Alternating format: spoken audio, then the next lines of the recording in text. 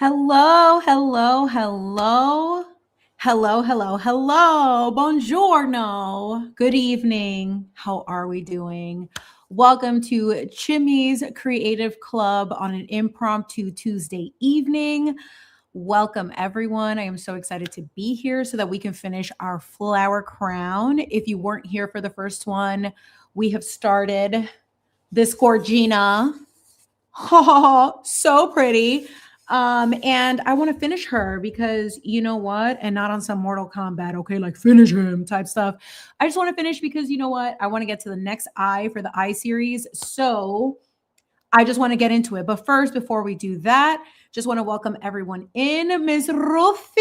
Ay, Dios mío, mi hermanita linda. How are you, Miss Ruthie? Thank you so much for being here.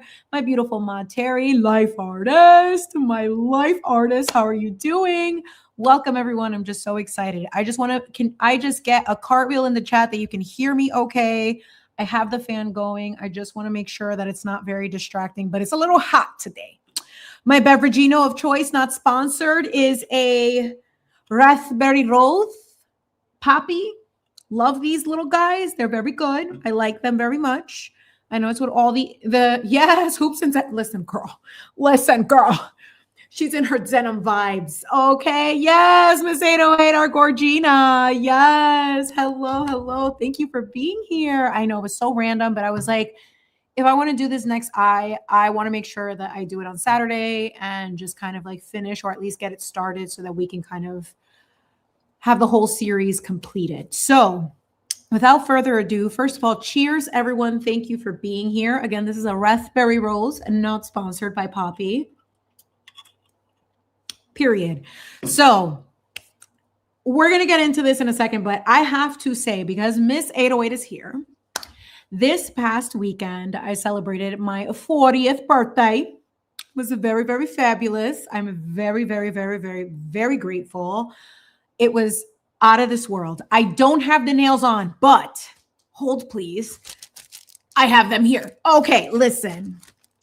Miss Gelled by Lena, which you can find in the description box, her Instagram. Please go check her out. Miss 808, if it's okay for me to say who she is, let me know. You can put in the comments, let me know. But this is, look, you know, every decade or every birthday, somebody wants to do something special. But I was like, I want the sickest nails that I've ever had in my entire life.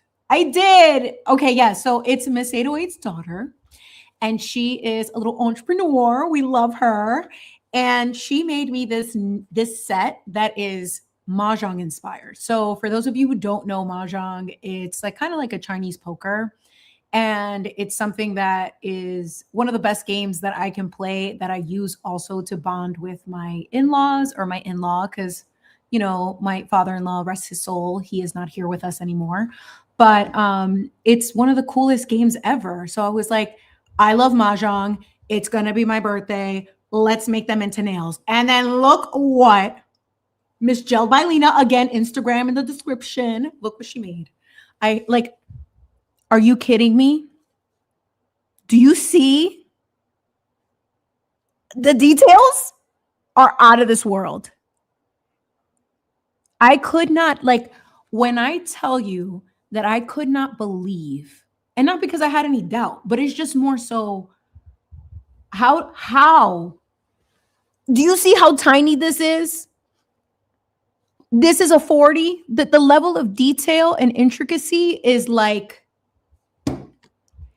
I was speechless. Like, I was just like, this girl is going places, and God bless, because for anyone to be an entrepreneur in this day and age and to take a risk on themselves, I have the utmost respect for people like that, because honestly, like, it is so hard to pursue your dreams. And for her to create this masterpiece, and the fact that I get to keep this forever, is one of the most meaningful things that I own and will ever have. Like, listen, y'all gonna have to burn me with these. I'm gonna be with my nails like, rest in peace. Okay. Like, I'm not playing with y'all, but these are just out of control. Like, what a way to welcome 40 with this masterpiece. Again, like, just like, take it in, y'all. Stop it.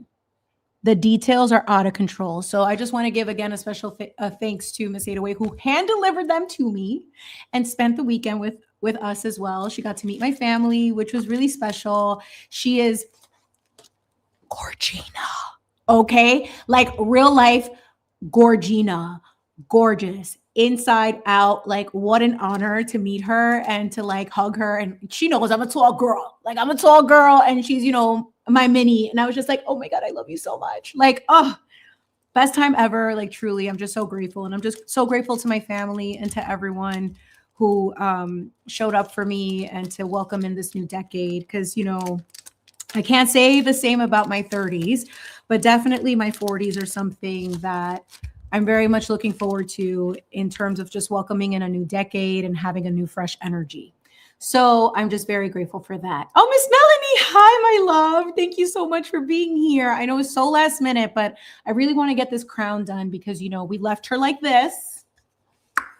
And we're going to have to, thank you so much, Miss Adaway. They love you too. Like, literally, like my family was like, who's that girl? Na, na, na, na, na, na, na, na, na, na, Miss 808. Okay, that's enough for my singing. But anyway, we left Miss Gorgina like this.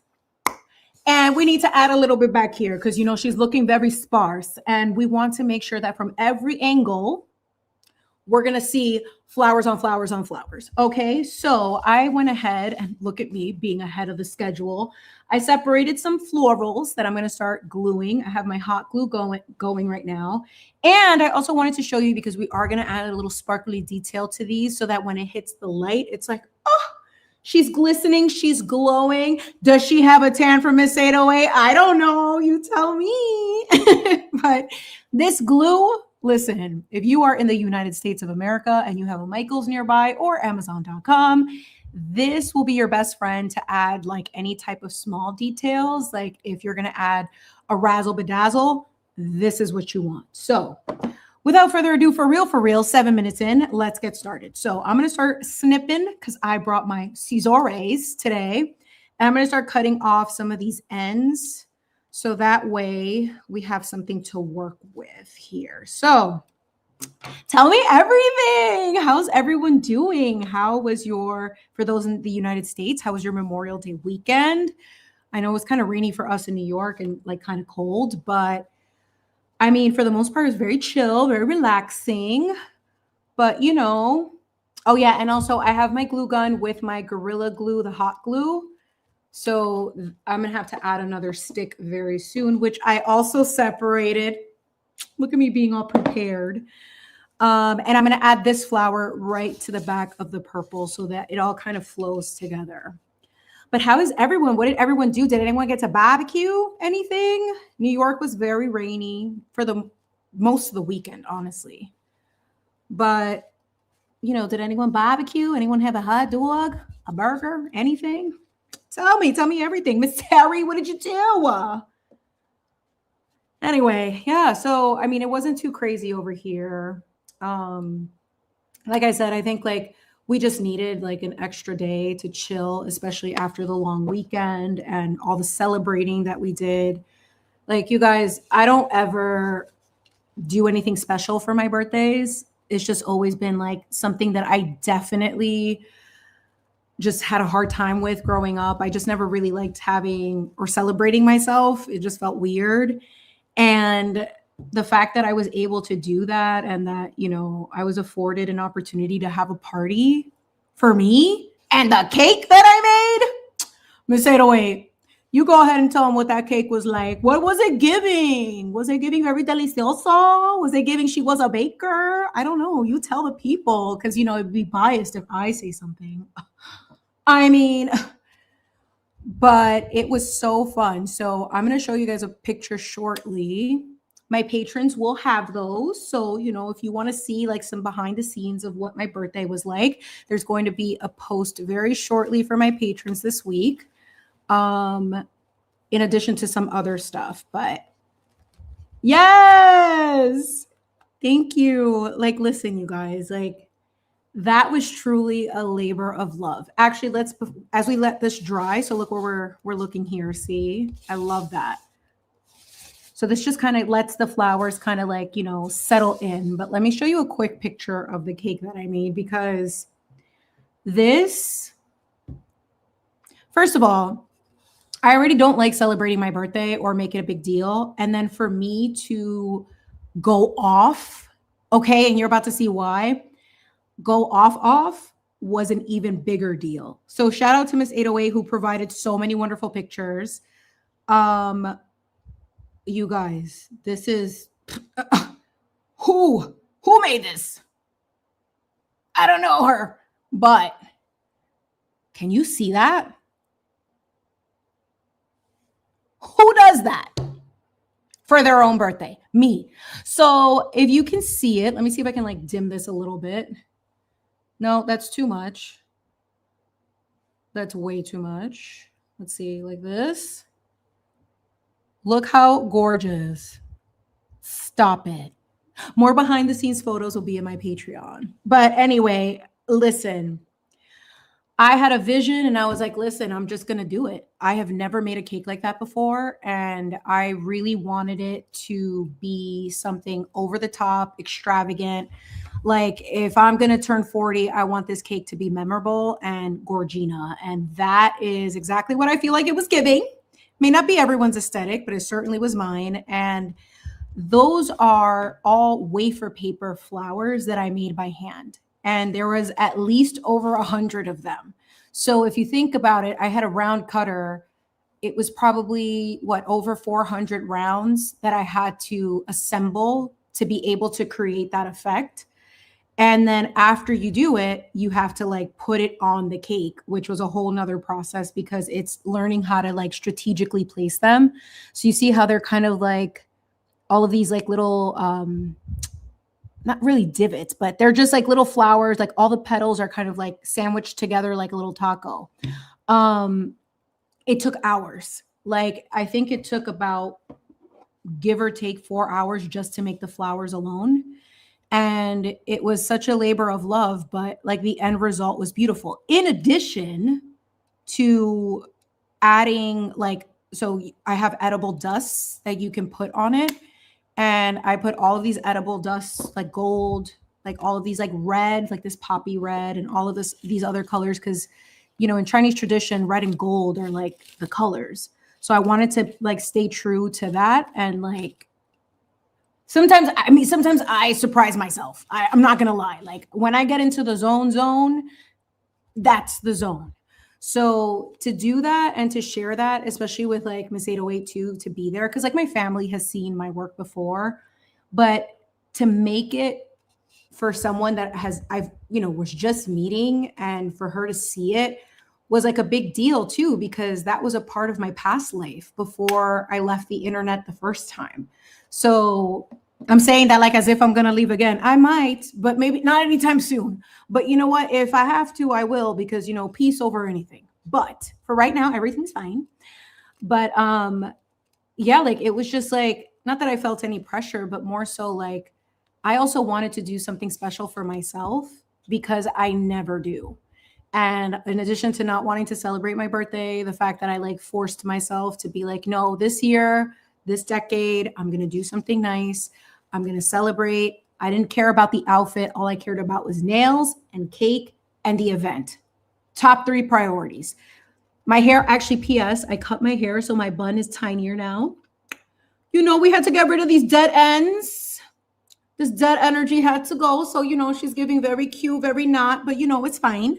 And I feel like it delivered. And that was like the most rewarding part, was to create something so different and so out of my own comfort zone for myself. It was a real treat. So I'm very grateful that, Miss 808 got to experience that, as well as my family. Miss Ruthie in the chat, linda. ¿Cómo estás? Good to see you. Listen, girl, I know you be making candles and stuff. You better put your link to your velitas, okay? I want to order one. Yes. I would like a Chimi special. Thank you very much. I would like a candle. Yes. If you have a link, please put it in the chat for us so that we can go support your business. I would love to. Mi hermanita. Yes, that's P.S. If you see me type that to Ruthie, that's exactly how I say it in my head. It's hermanita. And I try to like put all the ahs at the end. But yeah, like it's just I just love like being able to like support other people. So Ruthie, please, if you have a website or a link, please drop it for us so we can all support you. Like I like to encourage that here. So thank you, thank you, thank you for being here and spending your evening here. Let's see how long this takes. I don't know, but I want to go off with the bedazzling. And I am going to ask for your opinion on how we feel about leaves. Yeah, okay, girl, period. We love a rebrand. Cheers to that. Listen, mucha suerte. God bless. It'll be amazing. Just keep doing it. And bravo to you for pursuing it because you know what? I'm here for that. Okay. Cheers to you, Miss Ruthie. Yes. Delicious. Anyway, let's keep going. So I am adding all of my florals and I need to add this stick next because we're running out of glue. She's hot as hell. But yeah, but anyway, now we got another one. So this is how we're looking right now. I'm just going to add a few of like these orangey ones to kind of tie it like around here. And then we'll move on to leaves and then bedazzling because that's my favorite part. So let me make sure I don't burn my life actually. And then the wispies are here. So I'm going to tilt this over a little bit, just like this, so that it's a little bit easier and that the glue doesn't like burn my soul. So let's go ahead and start gluing some more. But yeah, you guys, like it was such a fun weekend and that's why I've been like a little quiet and just to myself for the most part, just really trying to take in this new decade, this new experience and really welcome it with open arms. I mean, when I tell you I truly did not like celebrating my birthday, I mean it. Like I hated it. It always felt like there was always drama. It was always somebody else. Like I would have like family members not show up on time. It was just always like un show all the time. And it's like my day and all of y'all are acting crazy on my day. Why? Like, why can't we get it together for my day? But then when it's your day and I bring the cake and I have to be there at a certain time, I show up, 10 minutes early with a cake and I do all this stuff. But for my birthday, everyone's, overbooked, overworked, overbusy. All right, that's fine. That's fine. But you know what? This time I took control back and I was like, this next half of my life, I'm celebrating my life. I don't care who's there. And thank God that the right people were there and that those that aren't supposed to be there have been filtered away, honey. They're gone with the wind, honey. Gone with the wind. We don't know her or him. So it's good to like reclaim that energy because like, that's been like most of my life. It's like you do nice things for others. And then when it comes to doing things for yourself, it's almost like you get conditioned into believing that it's not for you or that you're not worthy of receiving that same type of love and that same type of just celebration of your life. And as unfortunate as it is, I think that there is something to be said when you can just be like, you know what, but I'm going to reclaim that energy and I'm going to make it for me because it's not about anybody else. It's about what I want to do. So, un show brutal. Yes, girl. This is what, listen, Miss Ruthie already knows. Ya tú sabes, muchacha. You already know, girl. Listen to me. You already know. So, yeah, so like reclaiming it became very important for me. And that's what I choose to do going forward. Now, not every birthday is going to be as extravagant, but, at least I can make myself a nice birthday cake. Why not? I have the skill set to do it. And I made a cake that in a flavor that I liked. For the first time, I didn't think about, oh, is everyone else going to like it? No, all of y'all going to have to eat a chocolate cake with dark chocolate ganache. Okay. That's what y'all going to have to eat. Miss Boston Brandy this evening. Ay Dios, look at this. The after dinner crew, the Boston baddies are here. I can't. Hello, welcome, my beautiful girl. Yes, Miss Boston Brandy in the chat. Yes. Yes, Ruthie, send it to me. I would love to post it and support your business because, like, look, we all got to help each other out so that we could get out of these weird old jobs and things that they have us doing up in here. You know what I mean? Like, Make the candles. I would like a Chimi candle. I'm just letting you know. I'll pay for that extra. I'll pay for it extra, girl, because I support the crafts, okay?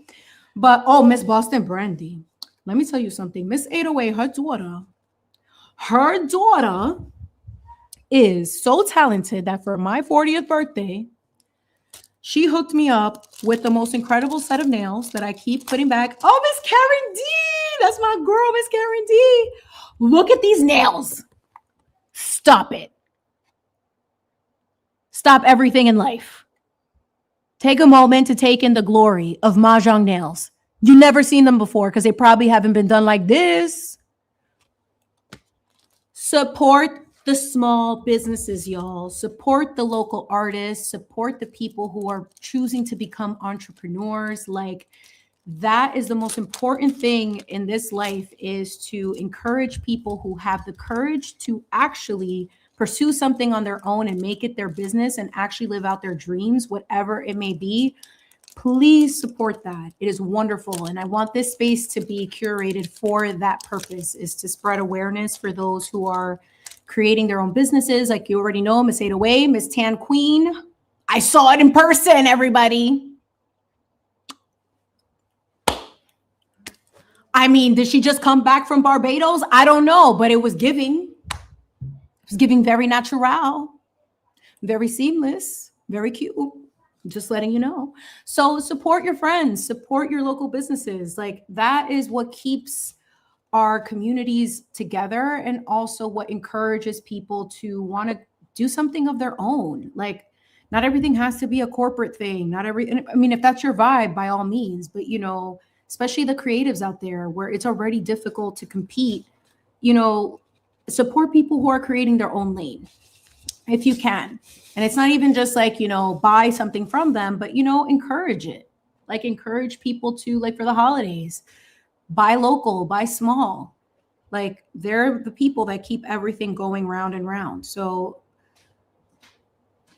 at least keep the frequency going in a positive direction, you know, because if I see another Walgreens, another Duane Reade, another this, that, and the third, and it's all like the same thing, another Dunkin', no shade to Dunkin', another Starbucks, it's like, I mean, go mom and pop, okay? Go mom and pop.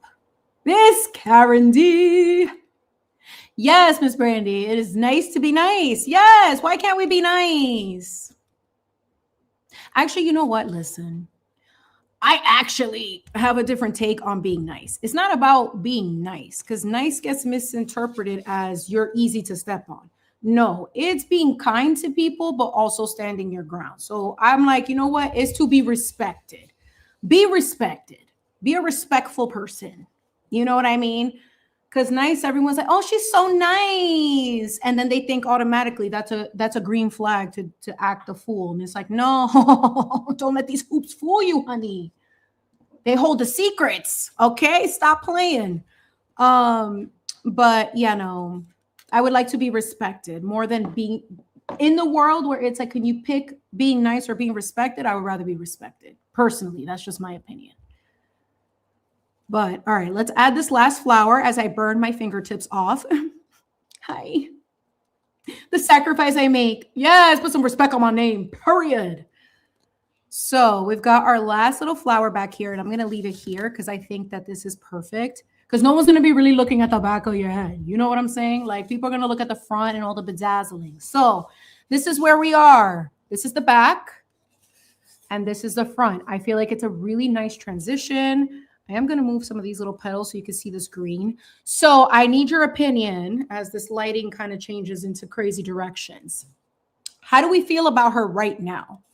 Do we feel like she needs extra leafage? I'm going to show you what it's going to look like with some leafage, but I love the collaborative process where all of you have a say in terms of what we do in the design aspect. So from the last time, we had some leaves. We had some of these guys. We had some of these. I like the lighter kind of like flowers here and kind of doing a mix. So we can get very jungly. We can.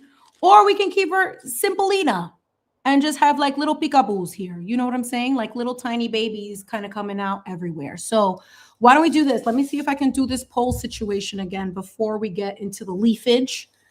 Let me see. Let me just adjust my girl. And P.S., we need a name for our girl. I feel like I want to give her like something very like badass. Something in a foreign language. I don't know. Maybe Margarita. I don't know. Margarita might be a thing, but you know, the hard R's are kind of hard for people. But let me think about that. You know, but if you have name suggestions or something like, you know, like she's giving flower crown today, but maybe FBI agent tomorrow. I don't know. Look at his face. I mean, can you see her face? She's like, act like you know me. You don't. So I don't know. She's giving very dual personality. It's Gemini season. It's giving Gemini. I don't know. So let me see. Can I do a poll again? Do I go into widgets? What do I do in this thing? No, that's something else. Oh, poll, yes. So should we add leafage? Yes or no? Leafage. Leaf edge, question mark. Option 1, go off. Option 2, absolutely not. Nick Barrows. Absolutely not. All right. Let's create. Can I add an emoji? That would be so cute. Can I add an emoji? Yes, I can. Oh, we adding a leaf. Leaf. Look at the options. Not a bok choy. Stop. It's not a vegetable. Hold on. All right. Leaf. All right. We'll just do one because, you know, we're doing green. I don't want to get too excited. All right. So leafage, question mark. And then do I put in a hyphen? We'll do a hyphen. We'll try to be politically correct. Okay. Leafage, go off or absolutely not, create, and start and show. I mean, she's learning in real time. Okay. Queen Zaria. Oh, espérate, hold on. That requires a sipperino of this beveragino. Zaria. I love Zaria. I mean, kind of iconic, but of course, Miss 808, of course, is going to give me the most iconic name. Beautiful. I love it. So please vote. If you see the poll, I hope it shows there. Okay, we got an absolutely not. Oh, we also have a go off. So how about this? Let's see a few more votes and then we'll decide. So do we want to add to her before I go off? It's like a Nigerian queen. Yes, Zaria. Miss Karen D says no. Well, look, we can look so you can get like an idea of what it could potentially look like to kind of fill in some of these gaps. Hello, Miss Christy. Parion. Hello, welcome, welcome. We're just trying to decide if we want to add some leafage to this crown. So like, let's see. So you see what I mean? Maybe not this one, but I kind of like, if we were to add, I think like something like this looks better, but then it does kind of get lost a little bit. So I just want you to know. Yes, Sipperino, girl. Everything is a Eno or Ina because I'm Babalina Rosalina, okay? Like, that's who she is. So I'm going to let it go for another, like, I don't know. Should I time it? Yeah, let's try to get to at least maybe 2 or 3 more votes. If you haven't voted, please go ahead and vote to see if we're going to add some leafage. So far, 67% says absolutely not, Nick Barrow's voice.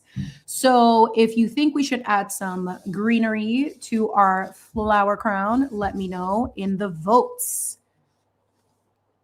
Just next to the main flowers, right? Like the center one, right? Because you could also cut these individually and kind of like have them kind of coming down from here, have them coming out from the side, just to kind of have them poking out into different areas.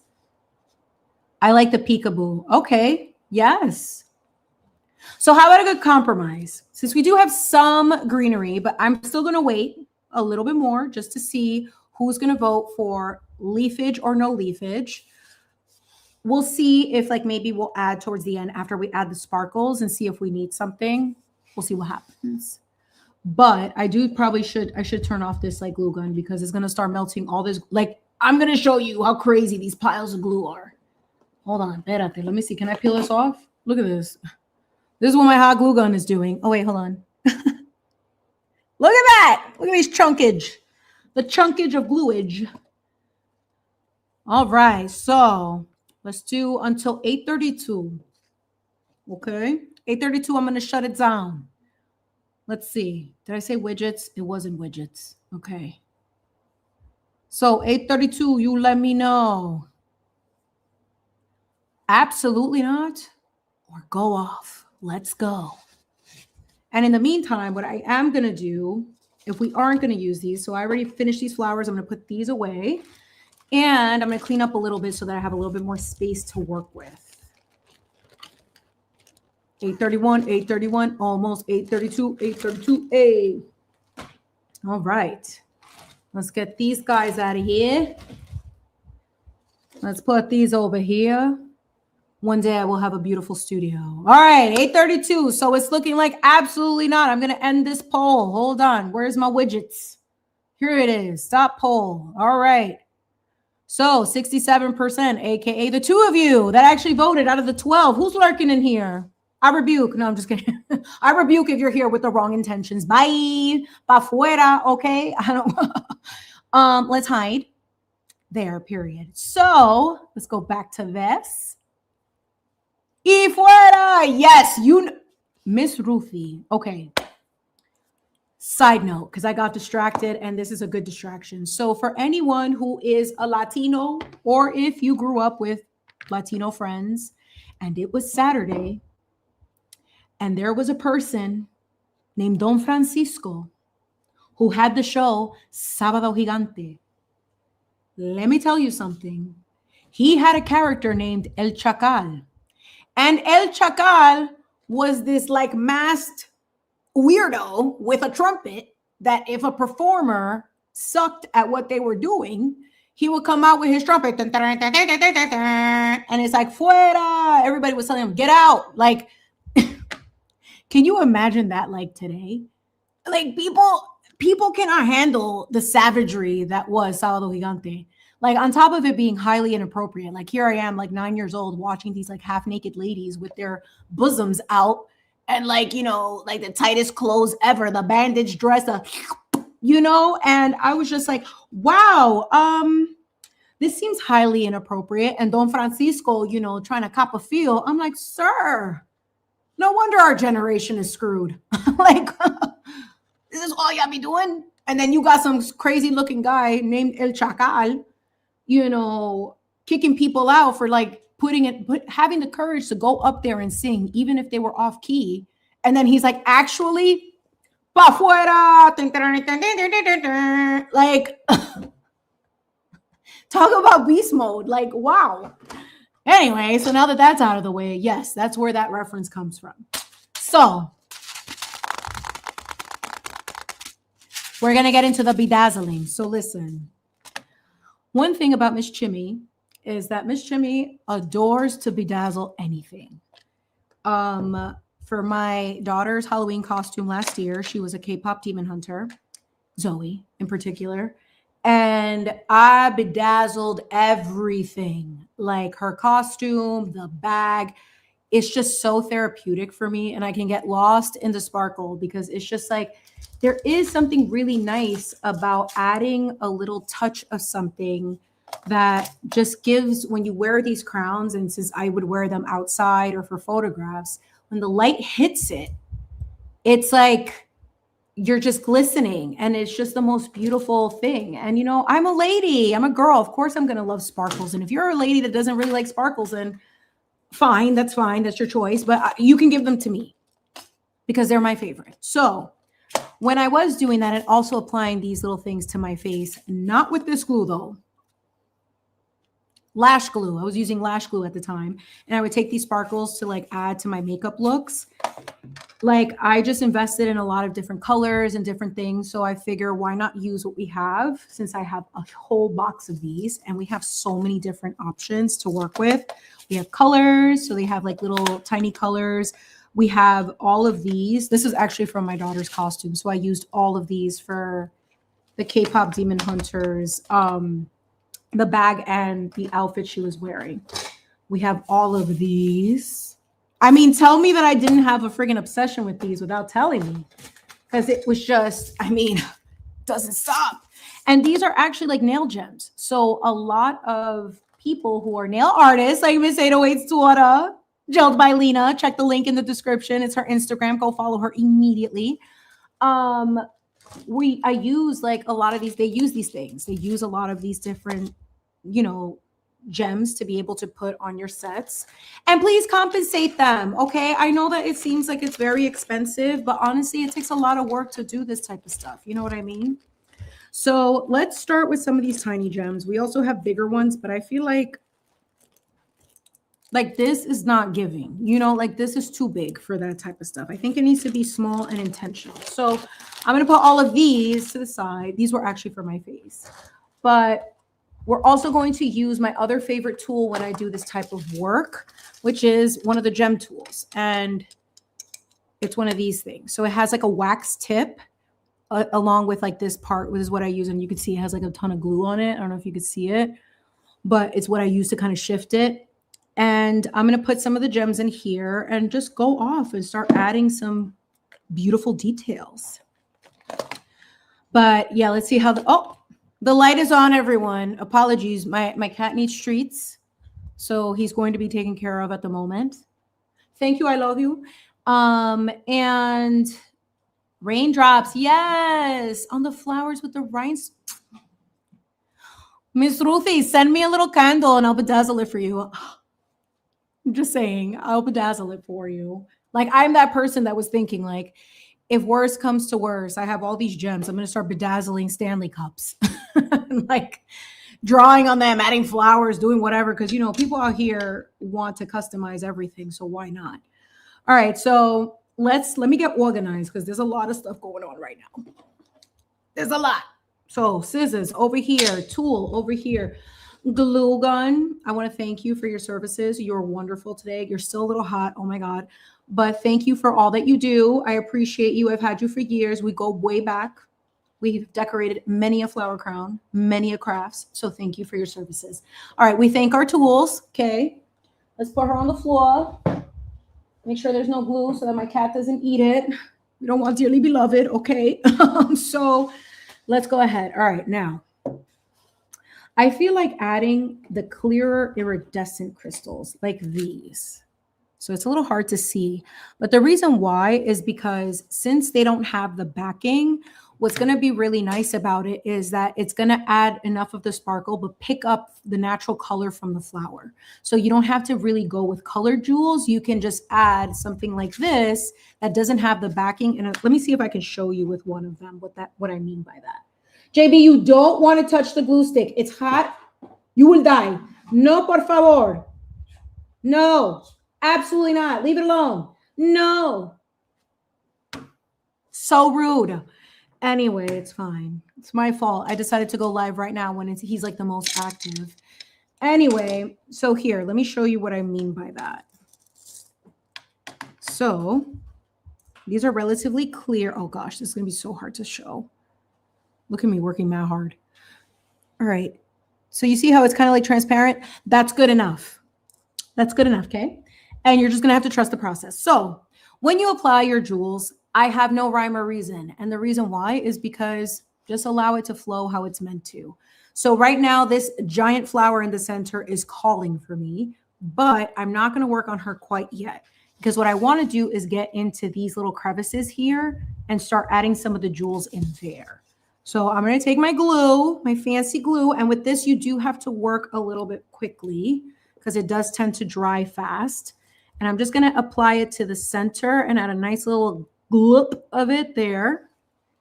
And with the back of this, flip my little guys here and start applying it. There we go. And just kind of position it where I want it to be. And for this, it's not about perfection. It's like just getting it to the center enough so that it doesn't shift around. And that's one. So if you could see it there, see how it's like it's picking up right there? That's what I'm talking about. That's what I want to see. And you can go ham now. So excuse me as I go hamon. All right, let's go. So let's add another one over here. So pick it up with this little wax tip and then just add it to the centers first. Oh my God. See how it's like already starting to glisten a little bit? Love. So pretty. How many more can we do? All right, let's go over here and let's keep adding. What a time to be alive, you guys. Oh, and P.S. everyone, I'm just going to make it a very big announcement. It's not very big, but, you know, I kind of alluded to it before, but I think I'm over true crime officially. I don't, I'm done with true crime, you guys. Terry and I were talking about it earlier, and, you know, I've kind of already been feeling a pull away from it just because, like, it gets very, very dark. And something Terry had said that really resonates is the fact that it almost feels like there's this normalization of all this dark stuff that's happening because, like, we're all talking about it. We're all like giving it energy. And it's like, but why does it then bring, if it's supposed to be like awareness, it's drawing also these terrible audiences and groups of people that are not the best. You know what I mean? It's just not a very peaceful space. And I don't know what happened when I turned 40, but it's like I woke up and I was like, I choose not to deal with this anymore.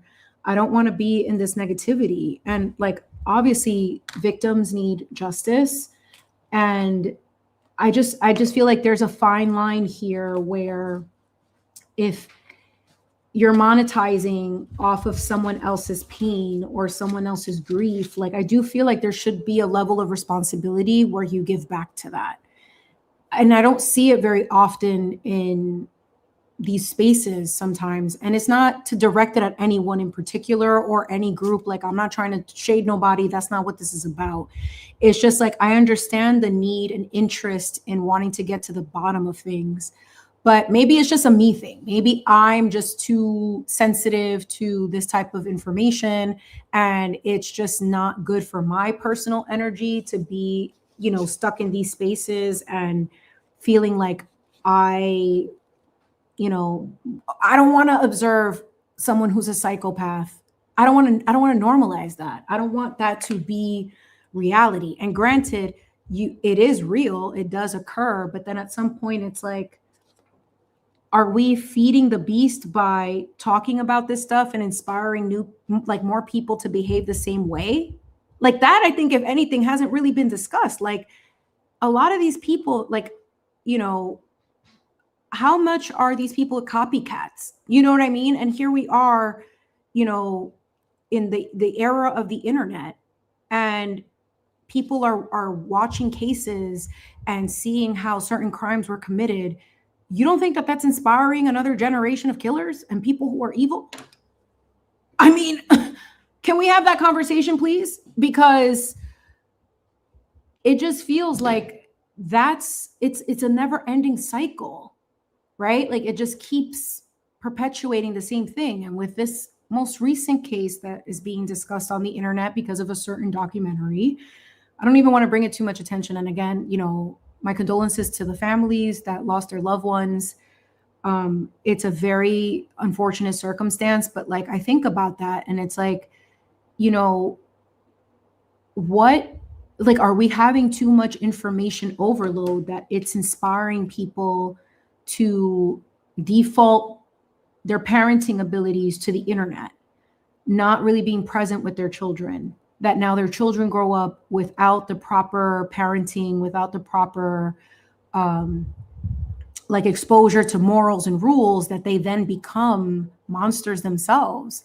And I will reserve my opinion to that. But like, I think I'm at the point with all of this that it's like, I'm going to live in a unicorn bubble at peace, making flower crowns. That's the world I want to live in. So if we are designers and curators of our reality, why am I going to constantly project or give energy to a world I don't want to live in? that just makes sense to me. Why would I continue to invest in spaces or in cases, no pun intended for the rhyme there, but it's like, it's this normalization, and then things don't get done. So you get discouraged. Like, it's like, you know, there's no protection of children and everyone just seems to go about their day. What? like, like things are happening right underneath us and nobody cares. And it's like, and then when you do put attention to it, it just magnifies it, where it's like, it becomes worse, it feels like. So it's like, are we really solving the problem, inserting our opinions, one, without having full context, and two, participating in it? Because then we're becoming numb to it. I don't want to be numb to injustices. Let's be clear. But I also don't want to consistently put myself in a position where it's like almost like a brainwashing thing. It's like, watch it, give your energy to it. So then it distracts from your normal life, and then you don't learn to live your own. You know what I'm saying? Like, it just, maybe I'm not articulating that correctly, but it just feels like it just keeps getting darker and darker. And then you have these documentaries, they all start the same, right? All these people profit off of the loss of other people. Because I can't imagine that, you know, the families of the victims got paid for their story. And, you know, I have no problem with anybody doing their own channel or anything like that to talk or bring awareness to what happened to the family. But it almost feels like the story gets robbed from the people who should be profiting from the, like, if they have to, at least to be compensated in any way. Obviously, you can't be compensated when somebody dies, but it's like everyone leeches onto these stories, and then it just becomes like this like fest of like, you know, taking it while it's hot. And it's like, I don't know how I feel about that. I'm having a really hard time understanding how this makes sense in the world going forward. And again, it's not to disrespect anybody who chooses to do this, because commentary is a necessary part of, like, you know, being able to have change facilitated, right? Like, I mean, we have to be able to have conversations that are difficult in order for change to happen. But then at what point is it exploiting a family?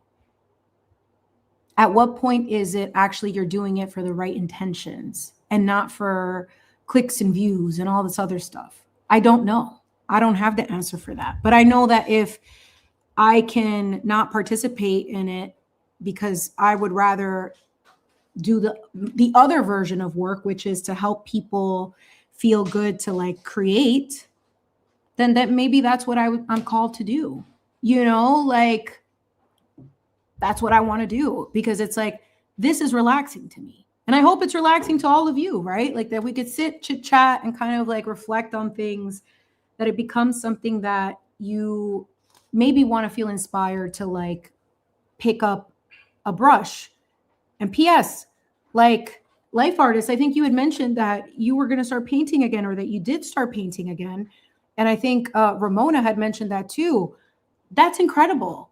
Like, that is the purpose of what I'm trying to build here, is to inspire people to get back to what makes them happy and brings them peace, because not everything can continue to be death and destruction. It's not sustainable for your mental health, you know, like, it's just not. And, you know, breaks are necessary, but also permanent breaks are also an option. And I feel like I'm there. I think after Karen Reed, I think after seeing how this community like has kind of like this, you know, just crumbled. Like, there's a card in the tarot called the Tower. It's like the tower hit, and like everything had to be like, all the illusions, all the BS, all the true, you know, people who were profiting for their own gain versus doing right. Like, this weaponized advocacy, you know, like, how dare you speak on this when you have been in this blah, blah, blah. And how dare you do that? It just became like, where's John in all of that? You know what I mean? Like, he still got lost in all of that, and there's still justice for him, regardless of what side you're on. It shouldn't even be about that. It's like, what is the truth? The truth has no sides. It just is. Period. So I'm just at that point where I'm like, I don't think I can participate in this stuff anymore. And you know, it's also a very dark space because, like, if you think about it, you're inviting a certain type of energy, a certain type of frequency to your home when you do this type of stuff. Okay. When you get invested in watching these things, it is very dark. Okay. So you open your energetic field to attracting a certain type of energy. And if you don't know how to protect yourself through all of this stuff, guess what? It's coming through whoever the weakest vessel in your auric field is. It may not even be your direct family. It could be your neighbor that you're cool with once in a while that you say hi, your mailman. It could be anything. And yes, life artists, that part gets overlooked so much. You know why I don't, when a certain someone with a letter A from another case with an EOB, I don't say nothing about that person. I don't even try to engage because at the end of the day, yo, do we even know if this person did something like that? And here we are. And you don't think that those people lurk in these chats and get off on being seen and noticed? No. Respectfully, and especially now that my face is on the internet, respectfully, I'm good. You can do whatever you want to do. I don't want to do that anymore. I don't want to be there. And it's just becoming more and more apparent to me that, like, I'm just happier creating beautiful things. There's enough darkness in the world. Why am I going to contribute to a conversation of analyzing how dark people are and what trauma it's associated with? Like, I don't think anything that I have to say is going to change a killer's mind. You know what I mean? Like, is not going to invoke the Holy Spirit to bring out for them to tell the truth about what their potential involvement in a crime is. You know? What is the diamond art community? I need to go back. Hold on. Is there a diamond art community? Is there drama in there too? Stop it.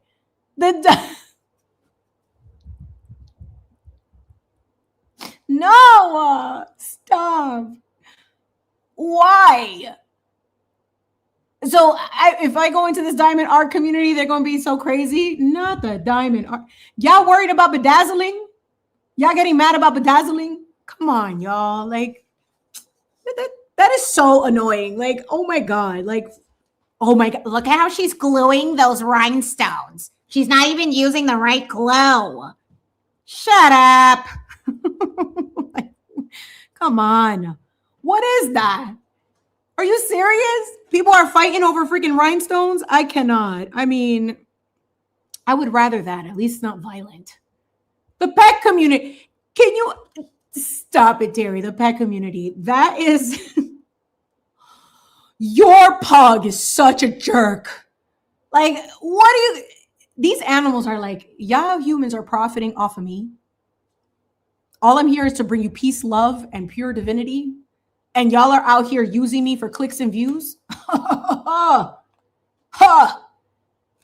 you, at this point, I mean, listen, if the flower crown community is going to come for me, I mean,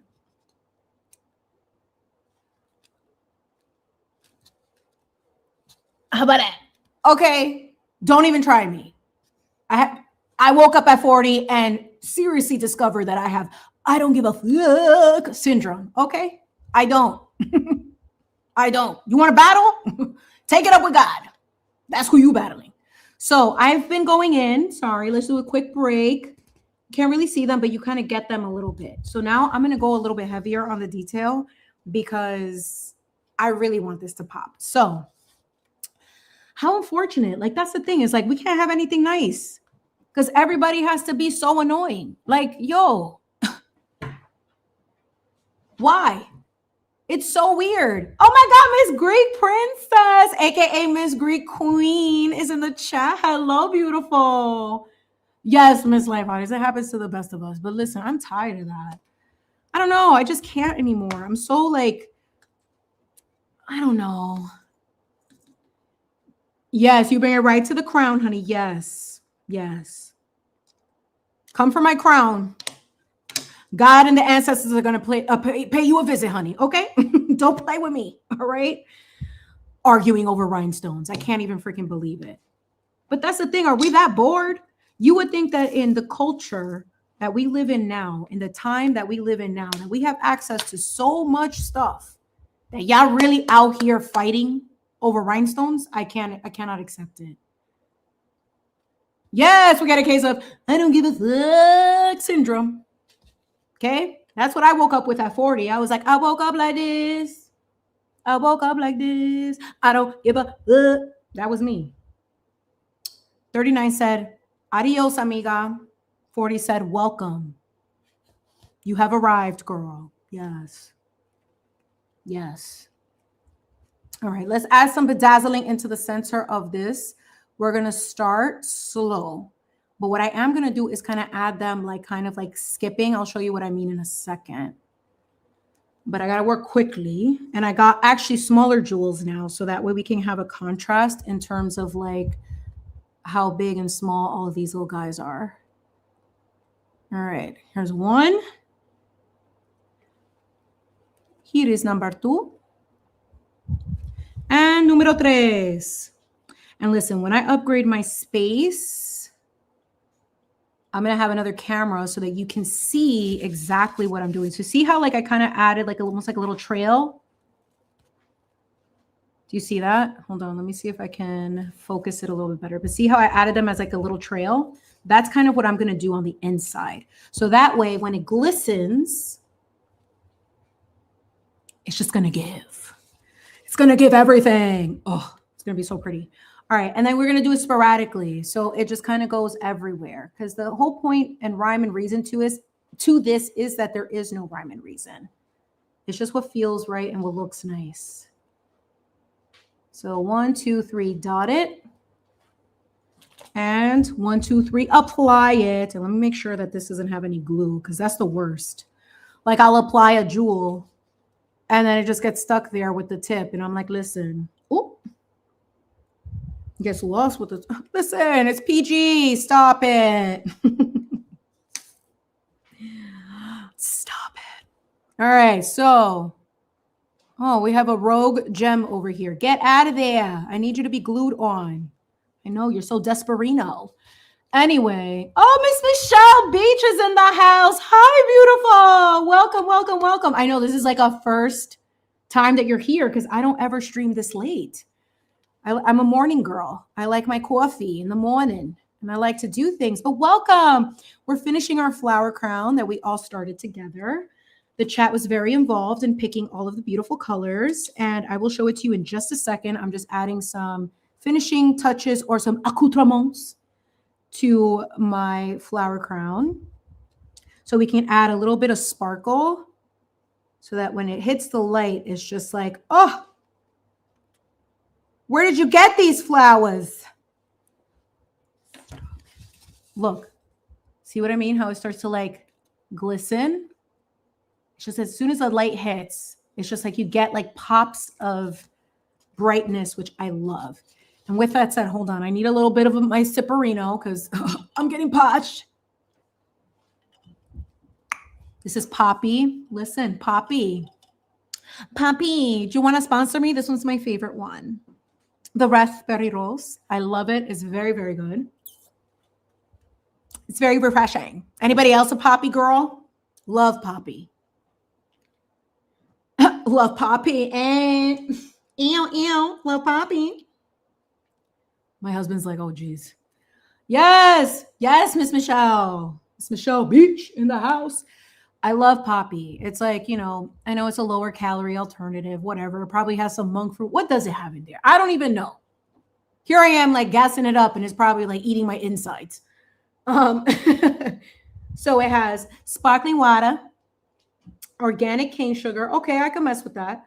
Cassava root fiber. Oh, it's because it's a prebiotic. It's a prebiotic. That's why. What else does it have? It has organic apple cider vinegar.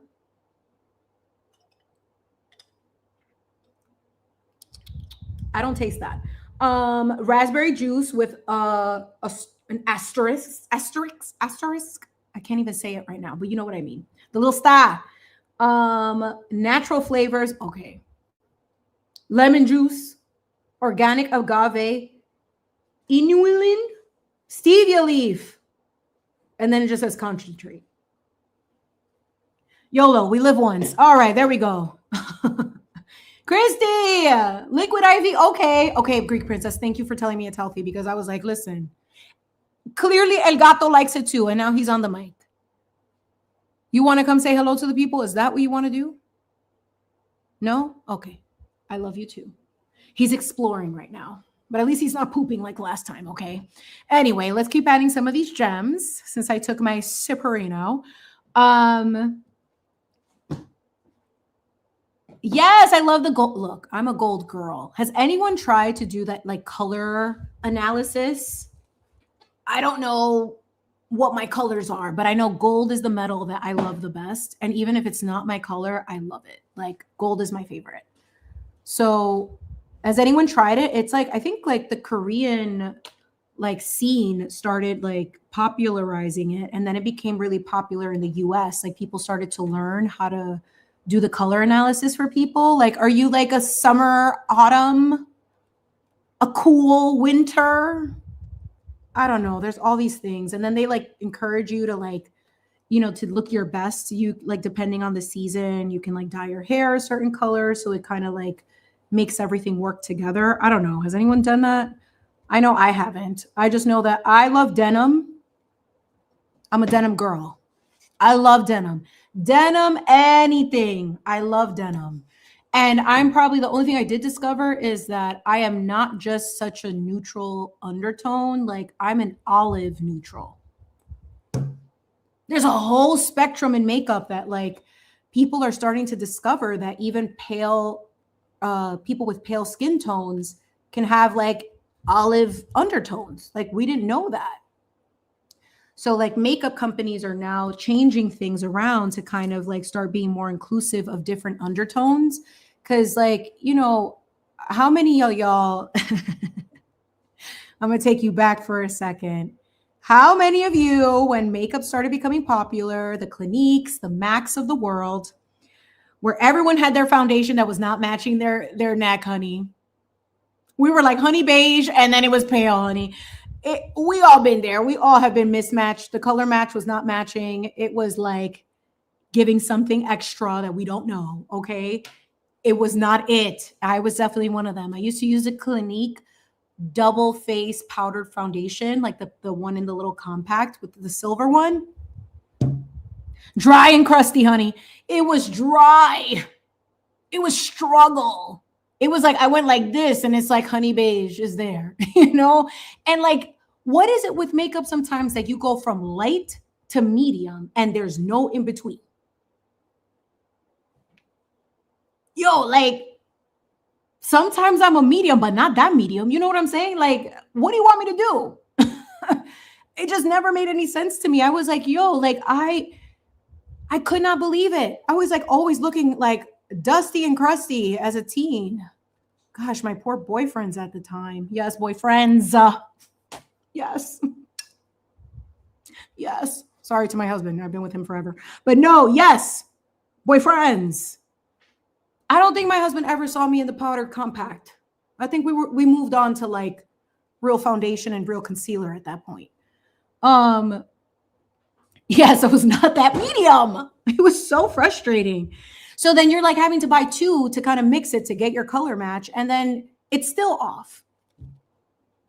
So annoying. And then remember when Bare Minerals came out?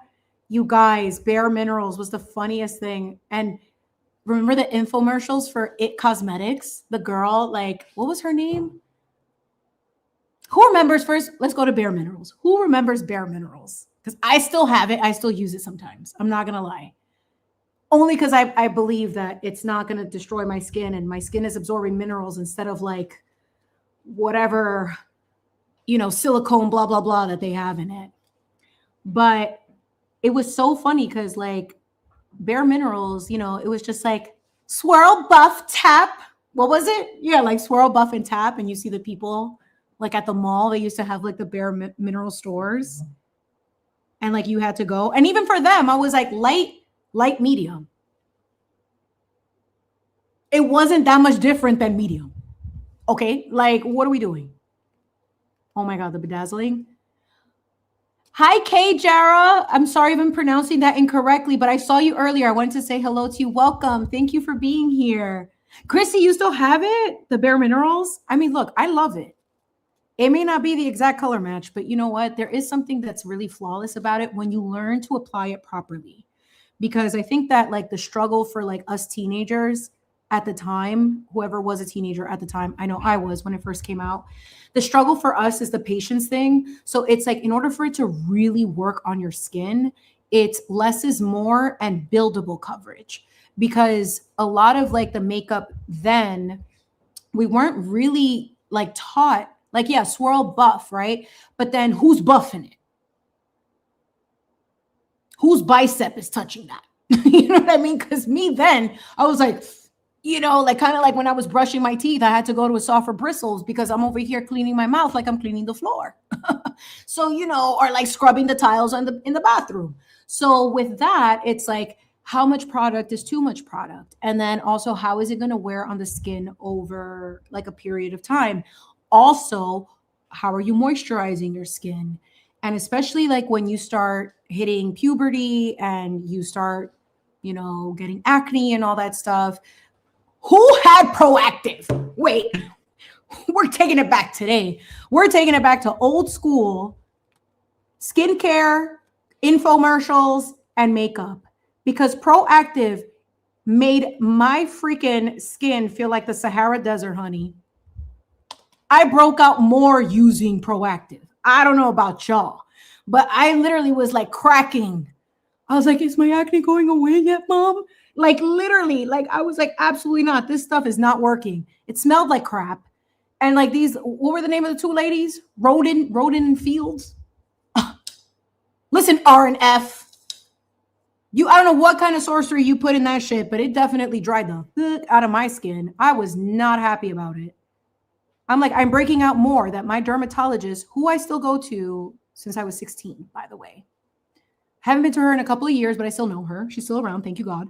But she's like, what are you doing? It's like the skincare was too aggressive for the level of acne that I had. And granted, when you're younger, you over magnify everything, right? Because like your hormones are everywhere. You get one pimple and you're like crying because it's like, how dare this happen to my face? It's called hormones, girl. You should have ate the avocado earlier, okay? I learned that. I'm teaching that. I'm passing it down. Have a little zinc, you know. Usually acne is a reflection of what's going on in the gut and everywhere else. And, you know, they want to gatekeep that information. Not here, not on this channel. Okay. But Proactive was very inactive on this skin. And then it had like the little beads. So I felt like I was like slicing my skin that was already dry. And it just kept magnifying the problem. Oh, what a time to be alive. And then in addition to that, the Clinique double face powder, like, girl, mummified. I looked like an artifact that came out of the museum, girl. It was giving artifacts. It was giving the second floor at the Met, the Egyptian exhibit. That's what it was giving. Dry, honey, dry. I allegedly have Lebanese ancestors. They were even like, oh, what happened there? Put the olive oil, girl. Do something. The skin was parched, okay? So with addition to all of these harsh chemicals and all this stuff, it's like my skin went through it. The apricot scrub, remember that was like all the rage? Oh my God, the apricot scrub was so funny. The St. Ives, yes, the St. Ives. No. Yes, it was harsh, right? Like, I'm so happy I'm not the only one. And granted, I'm sorry you went through that, but like, it was also so expensive. Wasn't it like $60 for like a monthly subscription to Proactive? I'm like, I'm paying $60 to ruin my face. What? No, the kids today have no idea. All the skin girl, the Hailey Bieber, the Road Beauty, the, you know, like, oh, the glassy skin. I mean, where was Korean skincare at that age? I would not have had any issues. And I would cry to my mom, my poor mom. Like, honestly, like, that lady was probably like, this child, Lord, help me.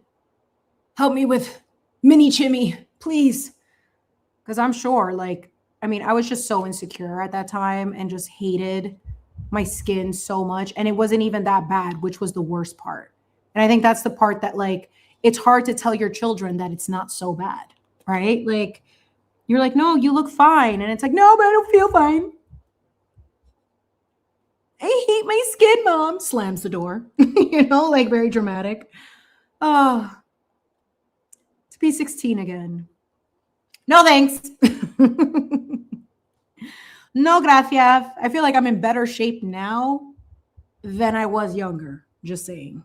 I feel like I've taken care of myself a lot better in my adult years than I did as in my teens / even in my 30s. Like, I don't know about y'all, but like, for the people who have had children, like, I don't know what happens, but like, your body is just, I don't know. For me, my personal experience was it was just very, very difficult to get rid of all of the remnants of childbirth. Like, and granted, look, I'm very grateful that my pregnancy was really easy. Like, the first month I was really sick, but I really loved being pregnant. Like, I'm probably one of the rare people who truly enjoyed pregnancy, like full on. Even when I was throwing up, I had like one of those like sour candy things. I forget what they were called. But like, we would be driving, I would be prepared with a little bag because I knew I was going to throw up. Like, but I didn't care because I was like, I'm making life. I don't care about yours right now. Sorry. Like, don't care. But it's just, it was such a magical time. But definitely the hair and the skin were, the extra flood of hormones. Wow. I was like, my hair has never been this nice. That's when my hair had a consistent hair pattern. Because when I went to go get my hair cut this last few like days ago, whatever, when was it? Friday, I got my hair cut. I was like, so what's my texture pattern? Like, what number is, like they have 2B, ABC, whatever. She's like, it's a mix of a lot of different things. And I'm like, what do you mean? So she's like, the back is wavy, but the sides are very curly. So you have a mix between 2B and something else. And hence why it's in a bun. But yes, I love that so many people love being pregnant. It was beautiful. Like, I got the hype. I was like, I get it. I would have had another. I really would have. But it was really like such a magical time. And I think it's just like how you just can't believe that your body is able to do that. And obviously for the people who weren't able to, or who chose not to, obviously like there's so many different things, but I know I certainly don't take for granted that it was very easy for me. And, I do want to celebrate that for the moms that did have that experience, because, you grow up and you hear like all these celebrities, how they hate being pregnant, or like there's this like, need to have to bounce back so quickly after your body just delivered a human. And tomorrow you want me to be a size 2? I mean, how are you going to get there unless you have like, full help on everything, that like a personal chef, a personal trainer, all of that stuff. It's just impossible. So like, you don't even get to enjoy being a little fluffy, and then it gets looked down upon. Like, how dare you have extra skin from holding a human? I'm sorry. Can we just celebrate the fact that happened? Like, but y'all stressing me out to get back to a societal standard. So what? I could be the MILF? Ew. Ew. Get out of here with that. Get out of here. Absolutely not. And I hate that. I hate that like people feel pressured to like have to bounce back and like, yo, enjoy your baby. Let your boobs hang out. Who cares? Like, you're feeding your baby with your body. Can you believe that? Like, how miraculous is that, yo? Like, what a privilege it is to be able to do that. And here we are focused on like trying to be Beyonce. Girl, I'm not Beyonce. I don't got Beyonce money. Come on.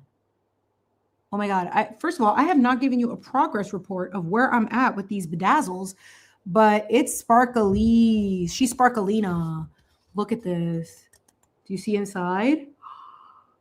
See how she's starting to glisten? Oh, so beautiful. I'm going to go off. Just wait. There's going to be more. Wait. There's more. How we doing? How we doing, chat? Yes, Miss Greek Princess. Go ahead. Period. 4 babies. Wow. God bless. Yes, the hair was popping during the pregnancy, right? It was full. It was like lush. It was like a spring garden, honey. It was like, oh, she is just in the wind, like the Venus Aphrodite photo, you know, with that luscious hair. I was like, oh my God, so gorgina. Delicious. Anyway, wow, another mama 4. That's amazing. Congratulations. We know you like the bling bling, Miss Greek Princess. I know you too, girl. Period. I love it too. I know. I love it. Oh, P.S. So I got a little bling on right now. This was my birthday present. It's like a little evil eye or just like an eye thing.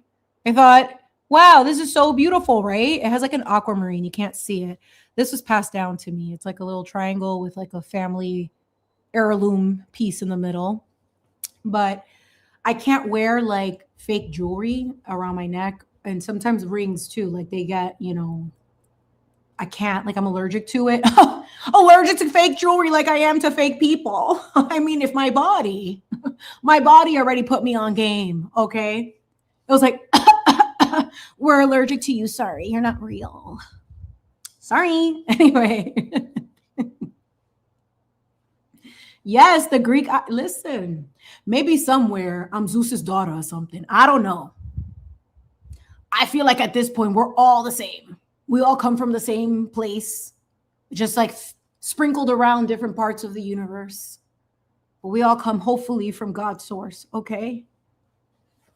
At least I like to think everyone here is, okay? And if you're lurking, make yourself known. Just kidding. Don't. If you're on that time, pa fuera. Bye. All right. So what are we giving? I feel like I want to add more so we can really make her pop. So the thing with these flowers in the center, so I might even add some here to really like make it, you know, pop a little more. Yes. And you know what? My husband got it. And he's like, you know, you've been into eyes lately. Look at that. So thoughtful. God bless him. He's such a wonderful man to tolerate my ass. Oh, God bless him for real. Yes. Yes. And yes, you always need one of those because, you know, there's a lot of them lurking. You got to be careful. Got to protect your crown, protect yourself. That's why I said the last time, like, you know, people used to have amulets for a reason because, you know, it's a form of protection. Actually, like I went to California one year with my job. And I had gone downtown in Chinatown, there's a place that reads your aura. Like you can go sit on this chair. They take a picture and they like kind of read and scan your aura. And I bought a specific necklace. It was so expensive. For me at the time, it was expensive. And I was like, you know, the guy was like, well, I would recommend this to kind of get your aura back in the right spot. I guess like I was too much in I forgot if it was like green with like a mix of another color. And I don't know auras like that to know what any of that means. But basically, like if you're too much in one auric field or auric color, you need to be able to balance it in some way. So he had recommended this gem and this necklace for me to get. So I got it and I went to California. And on my way back, and this is the time where we had to take off our shoes to like, you know, go through security. Now, allegedly, you don't have to do that anymore. I mean, that lasted, 20 years? But I go to like check my necklace and I'm like, it's not on me anymore. I have no idea till this day what happened to that necklace through airport security.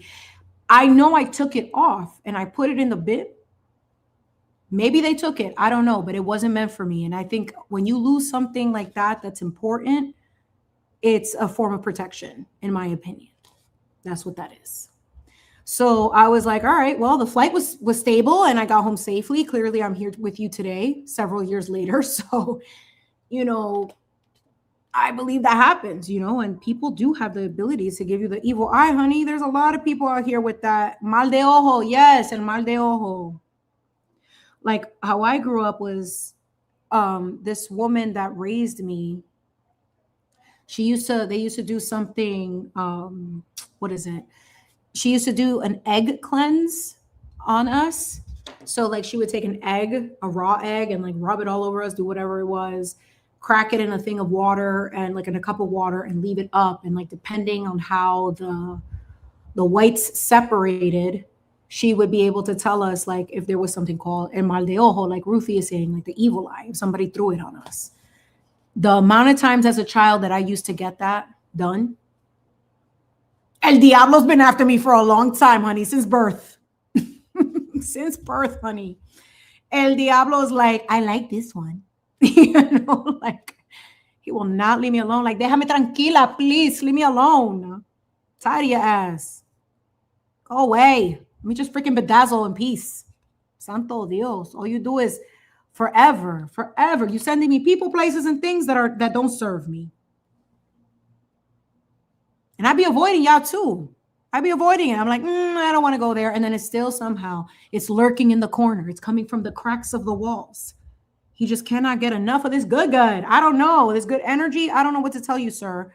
But, you know, last I heard, you told God you wanted to defy him. That's not my fault. What do I have to do with that? That was before I was born in this lifetime.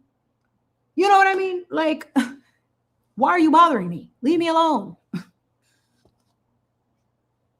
Anyway, me and my crazy sporadic faces and stuff. But, you know, sometimes you got to give it to the people. Be like, yes, I don't know. You know, maybe they'll leave you alone if you're a little weird. Like, I remember I used to say, like, if I came home late at night from the club, I was like, maybe if I start biting my hand, people will think I'm weird. Like stay away from me, you know, like just so that I could go through the tunnel of hell where I used to live. You guys, I told Miss 808 this story, I think the other day. I need a break because this glue is strong and no, honey. I need a break. Miss 808 knows where I used to live in Washington Heights. There's two tunnels where I used to live. So one tunnel used to connect to the A train and one tunnel used to connect to the 1 train. They were both long in order for you to get to the street level. So I freaking like hated and dreaded coming home at one point because there was this mentally ill man who was released onto the street who like obviously was mentally unwell. Okay, I'll leave it there. It's no disrespect to him. That's just a fact. And I'm like, you know, coming home late or coming home from work at the time, and I would see him, and he would always like have his hands on his ears, like going like this, and like shaking his foot on the floor like this, like constantly. So at the same time, like that with his foot, right? And I would ignore him because, you know, I was like, you know, you don't look at that stuff because the minute you make eye contact, it's a wrap. Honey, I don't know which train I was coming out of, and like I must have just went like this. Like I was looking down at my phone and I went like this, and he's like right there, and it's like I'm like, oh fuck, like oh no, I am so fucked now. Because I'm like every time like I just knew like it was over, it was a wrap, and it was just like something activated in this man where like every time he saw me, he would like scream, and he would scream at me, and I'm like, sir, I am not the 1, the 2, or the 3. Like I will take something and hit you. My safety's first, okay? So I would have to tell my husband, who was freelancing at the time, to come meet me at the train station because I was terrified that this man was going to follow me out.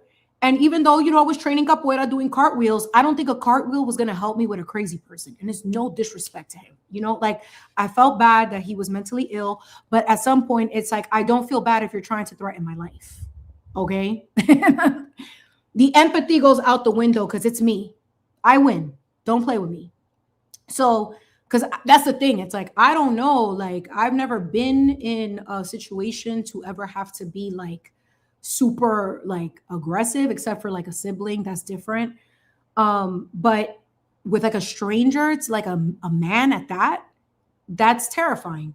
So I ended up going to like, this is the part that like you have to laugh because it's just like, this is where my mind goes. Like, I cannot help this shit. So there used to be a character on Dave Chappelle's show where he used to dress up as like this clown that would like break watermelons, or like, and he had like suspenders and like a striped shirt with like his hair growing just here and he was bald here. On God, that's what this guy looked like. So Jeff and I, like, we go home and I'm like, look, we got to tell the police, we got to tell the precinct, because the guy was getting a little too unhinged for my comfort level, even with him around. I was like, we got to do something about it. So we're like, well, he kind of looks like this guy. Sorry. Tell me why we went to the precinct. With a picture of the Dave Chappelle guy.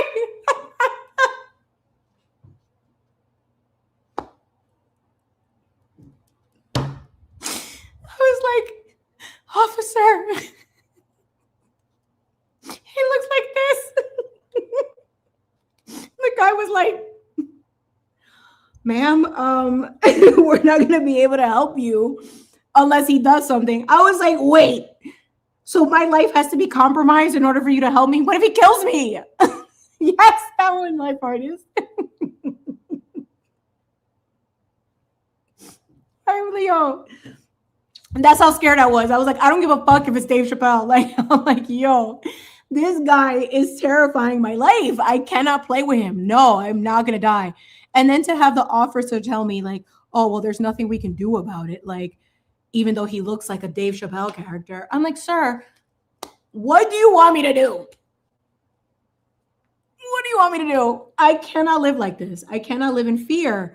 So finally, I mean, I think they had arrested the guy, or like, I think he threatened somebody else or something happened, but we stopped seeing him after a while. And I hope he got help. I mean, I can't help that I saw what I saw. And that's my biggest problem, is that the way that I'm able to like see things, it's like my mind goes to very like obvious things or characters, you know, it's just, I cannot help that my imagination is the way that it is. And it's like, that's the first thing that both my husband and I were like, he looks just like this.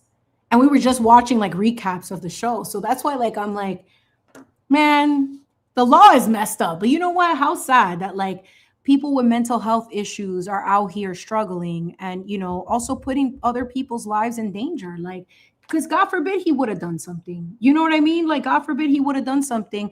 And not even to me, but what about somebody else? What about someone more vulnerable? What about a kid? You know, like the big problem in that area at the time was that these tunnels were so big and, you know, it was like a long tunnel that you would have to go through. Like they used to have an issue because kids in the area in Washington Heights would go on their bikes and they would start terrorizing like the people just trying to get out of the freaking train to go home, and be on their bikes and like, you know, swerving through people to get to the elevator that would take you up to the avenue above. So the one train was the one that led to Bennett Avenue, which is the one that is by Fort Tryon Park. So if you're in New York, the last stop on the A train is one stop above, but right before it is the stop to Fort Tryon Park. And it's like one of the most beautiful parks up there in Washington Heights. It's very nice. Like a lot of tourists go see it. The cloisters are up there. So it's like, it's really nice. And then for the one train, it's this like, it has a connection to St. Nicholas Avenue, which is like kind of like the more very like Dominican part aside from Broadway. So, you know, you had like all these different connections and also all these very different groups of people. Because where I lived, there was a lot of Jewish people and there was like a synagogue, like all of this stuff on Bennett Avenue. And then you go from very quiet to then you go down the street and it's like talk about a mind fuck. Like, honestly, you guys, like, being a New Yorker and growing up in these circumstances, yes, culturally diverse, and yes, just a lot of overstimulation. Like, I can't believe it. And, crazy people in tunnels that look like Dave Chappelle's characters. I don't know what to tell you. I've seen a lot of crazy things. Oh my God, Miss Becky G. What's up, girl? Yes, it's ladies' night over here. Get your beveragino, girl. I got some poppy today. The raspberry rose is my favorite. We discovered that all of the ingredients, although one says natural flavors, we will never know what that is. They're pretty all right. So, for a prebiotic little beverage, a little sparkly bev, it's pretty good. But welcome. Yeah, I don't usually go live at this hour. I like to go Saturday mornings, but I really wanted to finish this crown because I want to get started on the next eye for Saturday. So Saturday morning, if you're up or if you catch the replay, it'll be the next installation of the eye series. So the final piece for the trilogy.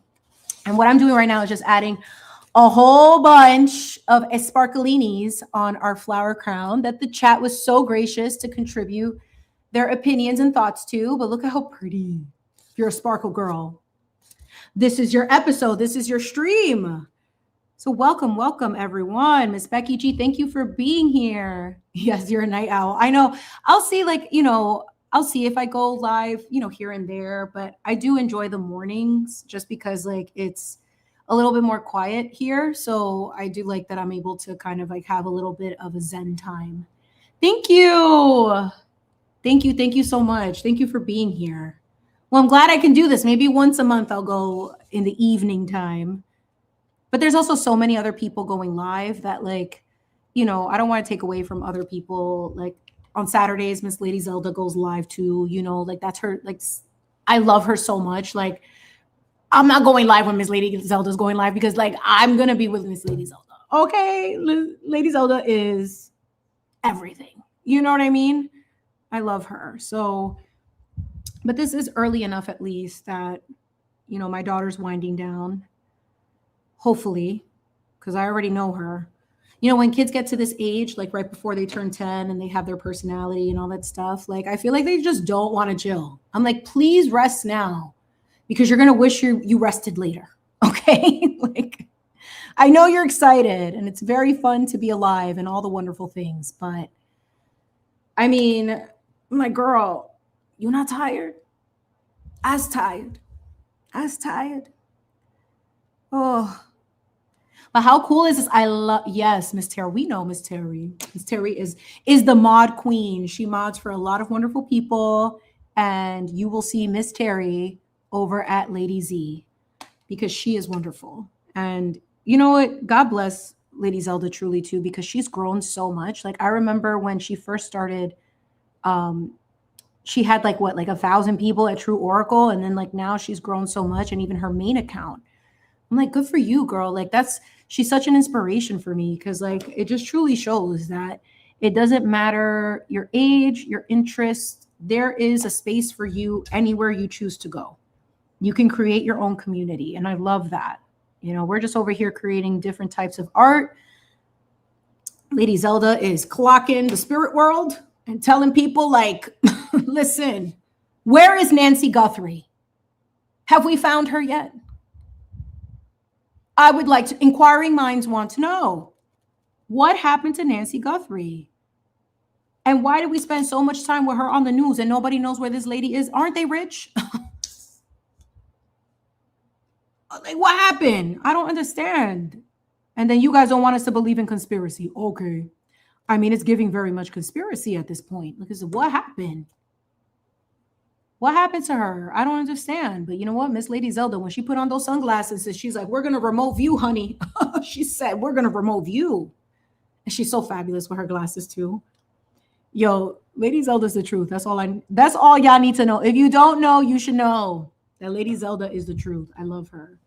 She's so wonderful. She's been so helpful to me too in my own stuff that I'm just very grateful to her for everything. Because it's so nice to find someone she's she's just so generous and very kind and open and she just wants to see the best for people.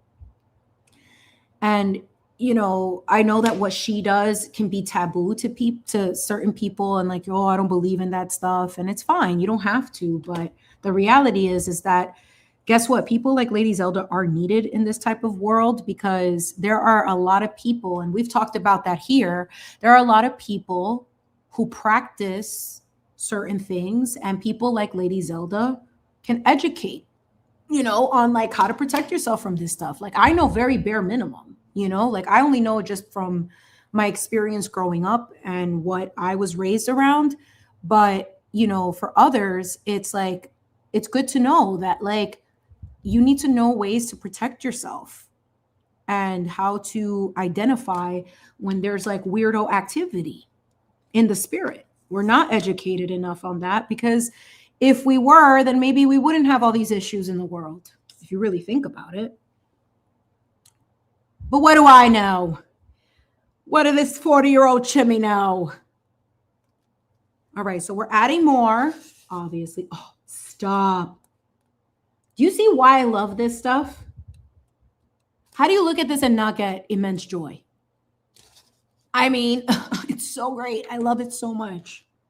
But this glue, honey, it is very strong. Very strong. But you know what? I'll be all right.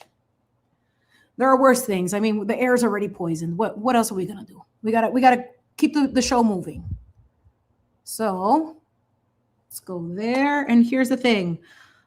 I'm just adding these everywhere where I feel drawn to add it. So wherever I feel like when the light hits, you'll get a nice little sparkly surprise. That's where it's going. And if we add a little bit more, meaning on the same petal, we add 2 or 3, I just kind of go with it. And I'm going to add some to the little leaves. The leaves. We're going to add some too, but let's see. Boom. All right. I got to clean the tip of this because it seems like some of these little pieces are starting to stick. But let me see. How we doing? How we looking over here? Let me add some more on this side. Come here. Come here. But anyway, yeah, Lady Zelda is the truth. I just need y'all to know that. And she calls it. I mean, did anyone catch her when she was doing the Karen Reed stuff? I mean, was she wrong?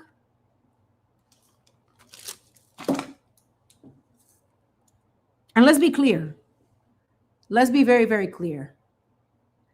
Energy reading is not the same as, witchcraft and all that other stuff. There's a difference between reading energy and manipulating it. Witchcraft has to do with manipulating energy. It's bending your will. So that's why it's a dark art. However, what most people are not educated on is that people who do black magic or anything that has to do with that use divination tools as well. So when you think about it, a lot of the people who do spiritual work get a bad reputation because it automatically gets associated with something negative. And that negativity, please pause. My seat thing is like moving. Oh, so much better. I can't sit for too long, but we're here now. But like I was saying, like, people don't understand that like what she does is not witchcraft. No. Witchcraft is bending someone's will, in my opinion. It has nothing to do with like, it's like, oh, I'm going to do spell work on you. Like I'm going to put your ass in a jar and freeze you to death so that you don't get opportunities. That's witchcraft. That's brujeria. Okay. Wait. Oh, these are so nice too. I'm going to hold on to these two. I'm just going to put away the rest of these because cleanup will be a little bit easier later if I just kind of clean up a little bit. So what she does is read energy, and energy is fluid, meaning it can change based on your will. So let's say you go and you get a reading. The reading will be accurate with the energy in the present moment. However, if you change your mind or you do something different against what the reading is, then the energy shifts. Therefore, the reading isn't going to be in alignment with what the energy was at the time that you received it. And people don't know that distinction. So that's why it's very important that we stop demonizing people who do work like Lady Zelda, because reading energy is not interfering with spying on somebody, with sending negative energy to somebody, with speaking negativity on somebody while lying on people. That's different. It's not the same. And yes, Ruthie, she believes in God. She's rooted in the belief in God. So people who are rooted in the belief in God are automatically not, if you really mess with God, you're not encouraging people. You're not like pushing for people to come to you to get a reading. You're not pushing your craft. You're not pushing that. It has to be a natural inclination that somebody wants to go there to receive a message. Like I get very weary when people start pushing too much, like, you know, like kind of like a Miss Cleo, like, and it's no disrespect to her. I mean, like, look what happened with her. But like when you push something too hard on others, you have to question why and the motive behind that. I've always said, and I'm going to say it again, the Antichrist is going to be Christ himself. And it's not because Christ is the Antichrist. It's because he's going to be disguised as as Christ. The Antichrist will be disguised as Christ. And that's terrifying, because that means that your discernment needs to be on 1000% on point, because you will get roped into some stuff if you don't trust it. If you don't trust yourself and you don't trust the process of you getting out of certain situations. Like, I will just say this without getting into detail, because that's between me and the Lord, and I'm going to respect that. I had a very intense meditation today, and I have very clear instructions to get the hell out of certain areas, and it's for a reason. And it's not because I don't love the people. I'm being pushed out. I'm not going against what God has for me. And it may not make sense to people, but I cannot be in certain places anymore. In my personal life, in my online life, I'm being told to move. I cannot explain that to people. And that's just something that's between me and God. That's my contract with the Lord. And I'm going to listen. I have very strict instructions about that. And that's the thing about, you know, when you start opening yourself up on the internet, it's because, you know, I'm also a presence now, right? So there's a lot more eyes on me than ever before. And I haven't had this happen in a very long time. Like, I may not catch all the people watching right now, but, you know, there are people that watch that I don't know that watch the replay. And I'm not going to be like, oh, who's watching me? I don't care about that. That's not the point. Like, that's not, the fear is not there. But it's more like, because of that and because of the work that I'm doing, I just cannot give my energy in certain spaces anymore or be in certain areas anymore, because this is very sacred for my particular energy. Doesn't mean that because if you don't see me somewhere, oh, it's a problem. It's not that. It's just I have very strict instructions to pivot out of this arena that we were in. I mean, like the true crime, I'm just not allowed to be there right now.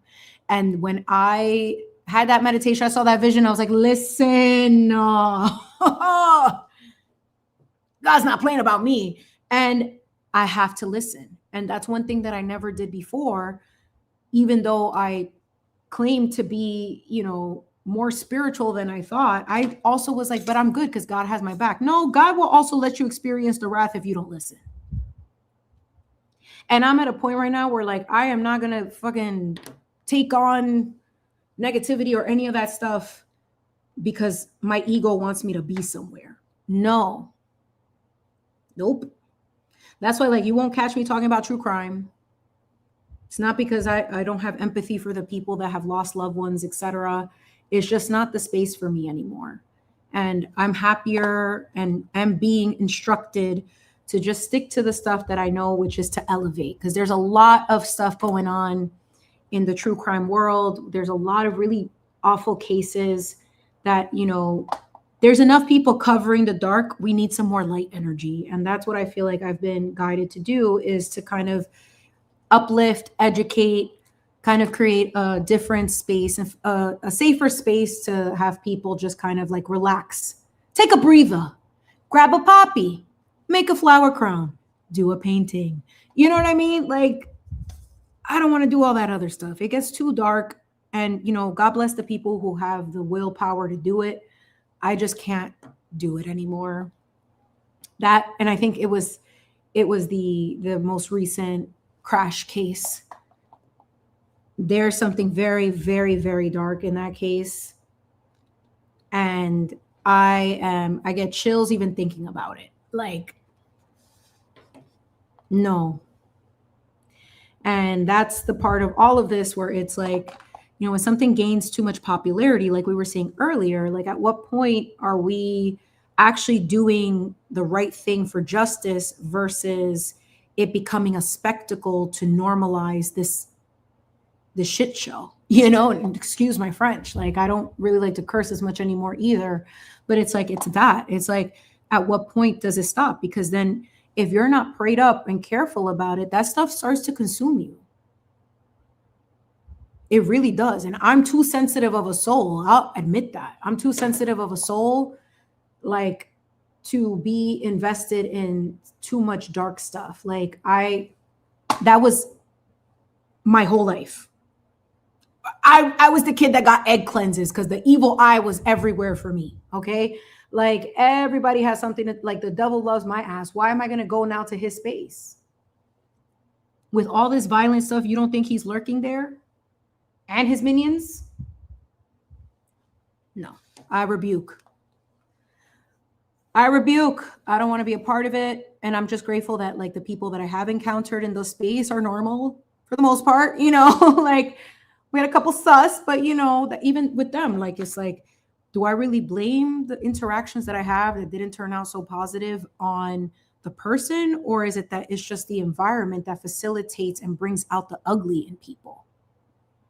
You got to think about that. I mean, it brought out the ugly in me. It did. I'm not going to deny that. It sure as hell did. And it brought up, and that was before I realized, I was like, oh shoot, like, people actually like what I have to say.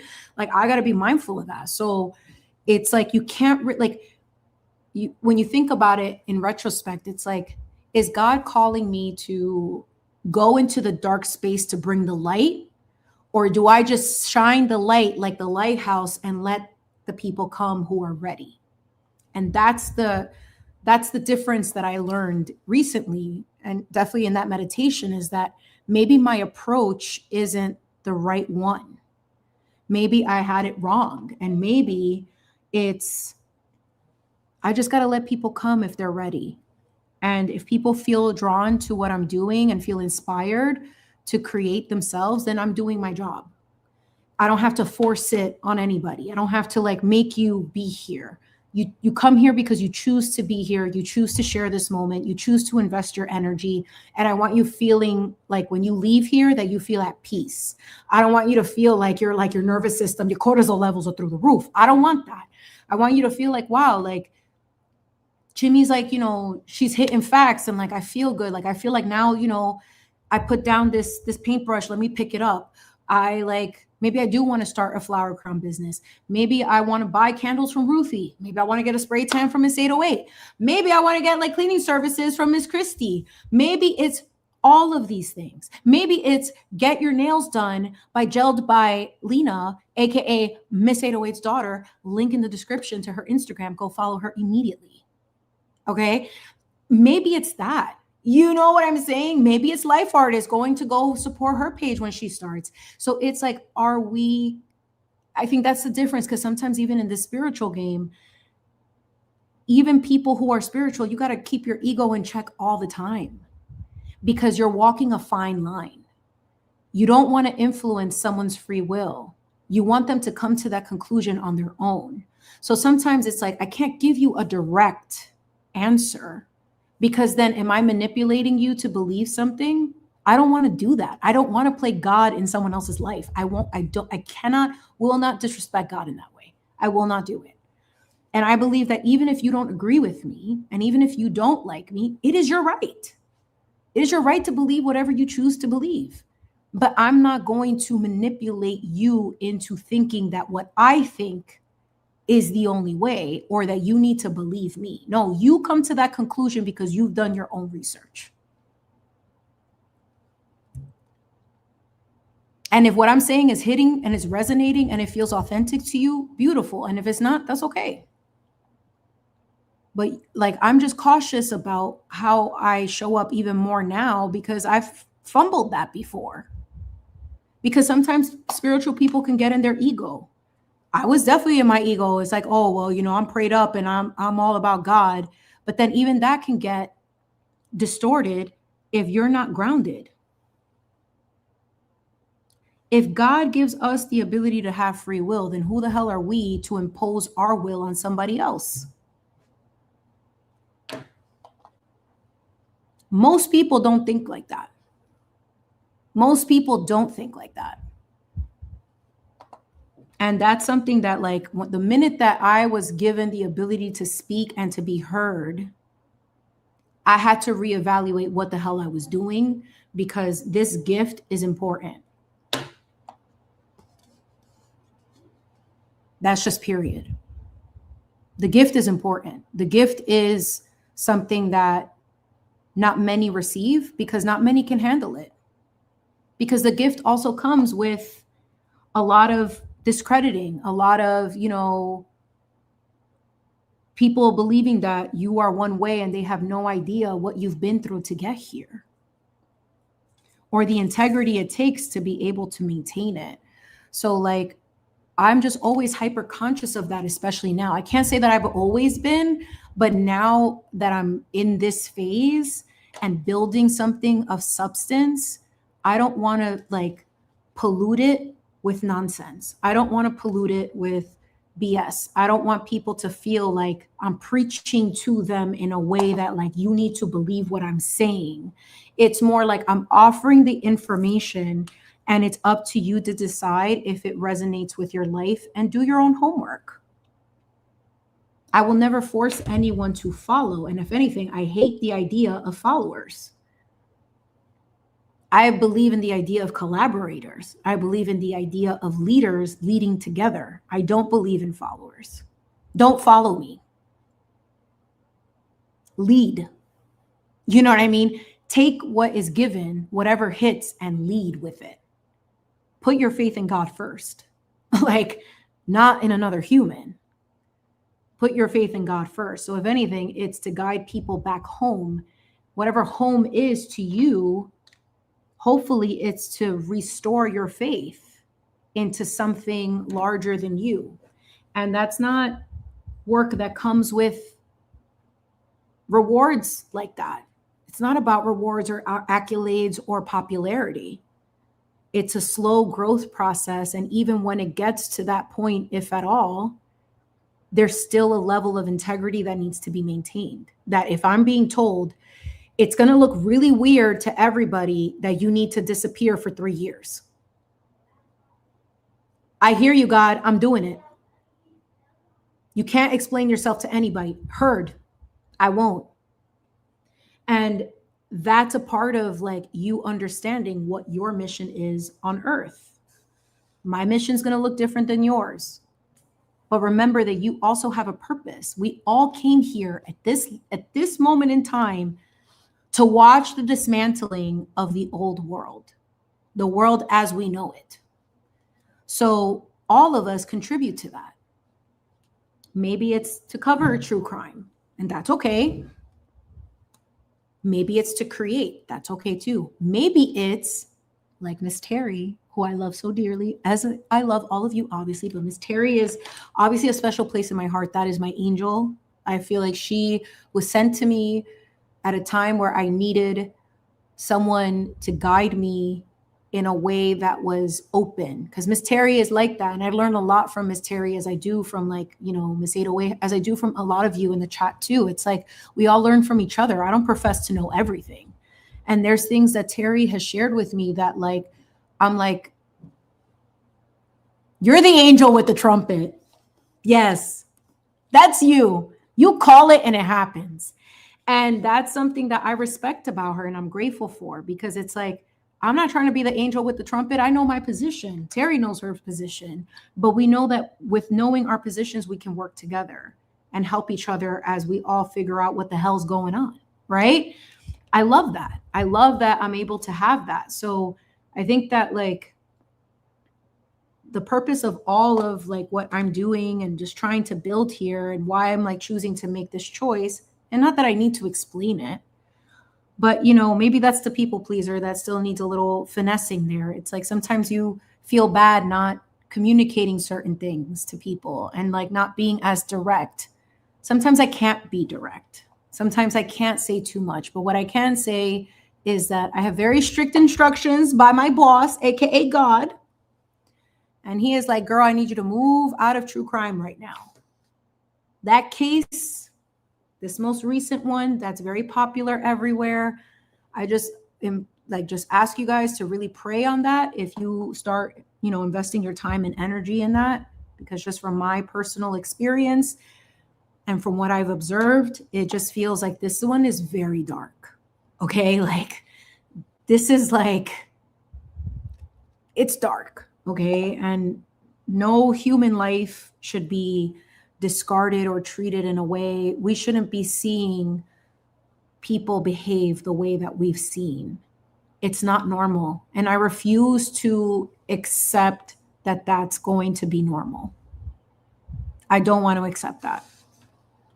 I don't want to accept this stuff into my life, into my energy field. El diablo que esté where he's at. Because that's who's lurking in all of this shit. And I'm, nope. And you could call me whatever you want to call me, but no.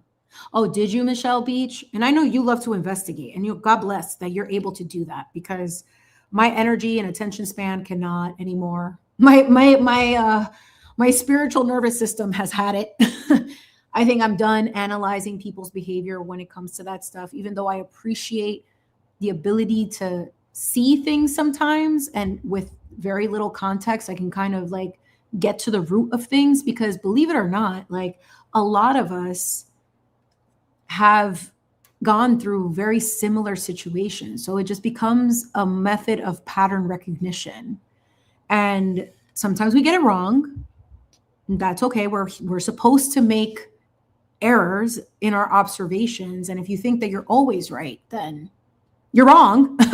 But, you know, it just so happens though that like sometimes I am right. And that's discernment. But I didn't know that that's what it was at the time. And I wasn't exercising my discernment properly, but your gut is a part of your discernment, you know, like your gut feeling. So, you know, just be careful when you're watching these things, you guys, like, especially if it's leaving you drained after you watch something, that's a clear sign that it's not for you. Don't watch it. If it's not giving you happiness, if it doesn't bring you joy, if it's like just taking more out of you than it is providing to you, get rid of it. Get rid of it. And it is sad. You're right. It is 100% sad, Michelle, because that's a part of it. It's like, if you think about it, that tragedy, two lineages have lost people senseless because of someone's recklessness. How many more times do we need to see this as an example? Is my thing. How many more times do we need to be like talking about the fact that there's clearly a social epidemic happening here? People have lost their minds. So what's the solution at this point? We've seen how many examples? How many more do we need to see? It's the same thing over and over and over again. It's like that desensitization, if that's how you say the word, and I apologize if I mispronounced it, but it's like we're becoming desensitized, and I don't want that to be the case. We fear AI while we become it. Aren't the robots not supposed to have feelings? Why are humans not valuing other human life? We're literally witnessing that. This is not normal. I don't care if you agree with one side or the other. There's tragedy in all of this stuff. Even the people who commit the crimes, because their families now have to deal with the fact that they have somebody in their life who caused someone else harm. And who pays for it? For generations, the family does. Because of one plate. There's a saying in Spanish, it's like, por un plato quebrado, pagamos todo. Meaning, when one plate breaks, we all pay for it. That's exactly what that is. So what the hell are we doing? We keep talking about the same case over and over again. The same BS, the same stuff. And it's like, who gets the justice? The victims still don't get the justice because the way the laws are structured, there's little caveats here and there that make it okay and acceptable because this is how it's written. Well, I don't go by physical law. I mean, I follow it, but like in terms of spiritual law, that's very simple. We have just overcomplicated it because of political gain and whatever that is. Yeah, let's make sure that if this person does this, can you imagine that somebody can get out of jail for committing a horrendous crime after like 25 years? If knowing that they did it, let's just say like somebody who actually did it. And the person who lost, how is that justice for the family that lost their loved one to this horrendous crime? How? Like, that's what I'm saying. It's like, we don't think about that. And we try to study the psychology, the body language, this, that, and the third. And it's like, but is it bringing justice to the families? Is it giving us answers? And sometimes, like, you know, a lot of these communities, like, and especially in the true crime community, like, we can kind of get lost in the what ifs and the, you know, the speculating, and but then at what cost, right? Because it's like, it's not really affording a solution. And then we just get into the dark rabbit hole. And sometimes if you don't have the right methods, ways to keep grounded, you can get absorbed by that. And you open doors to realms that, portals to shit that you should not open. And it's literally like, think about it. Television. I saw this on X. This kid was talking about it.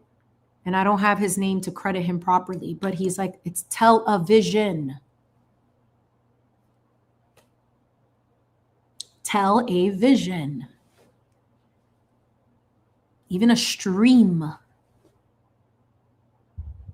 So if I'm gonna have you come into my space, I want to uplift you.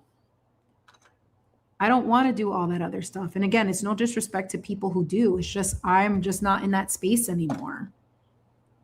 The words of wisdom that I've provided in certain spaces and like where I've been, like, it served its purpose there. And now it's time for me to do something different because it's just time. It's just time to offer just something a little bit more lighthearted and not so dark. I'm tired of the dark stuff. I really am. It's like, I can't see another tragedy. And then it's like, but there aren't any answers and we will never know. Like, that doesn't make me feel good. Like, sorry. And call me optimistic and like wanting to live in a bubble. You know what? The life I've lived, I earned my bubble. I earned my peace and I worked really hard for it. So I'll be the lighthouse. Come find me. When you're ready, come find me. You will leave here, hopefully, with a new perspective and encouragement to never give up on what you want to do and to just go for it. Go do the things that you love to do. Be excited for life. Enjoy the little moments. Like, look, Miss 808 being here with me this past weekend, like, I mean, I know for her, like, I'm sure it was like scary to like come here and, you know, to meet me. And, you know, here I am too, like opening my home and, you know, my family to someone I just knew from online. But like, I don't want to live in a world where like you have to fear everybody. You know what I'm saying? Like, I don't want to do that.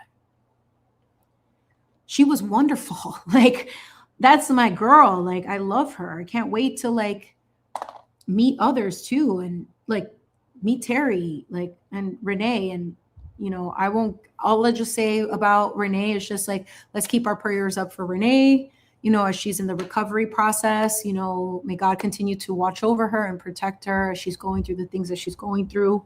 So I just ask that everyone just, put their prayers up for Miss Renee as she's in her recovery process. Cause, with everything that's happened, it's still a process. So I'm just sending my love to her as well and to her family.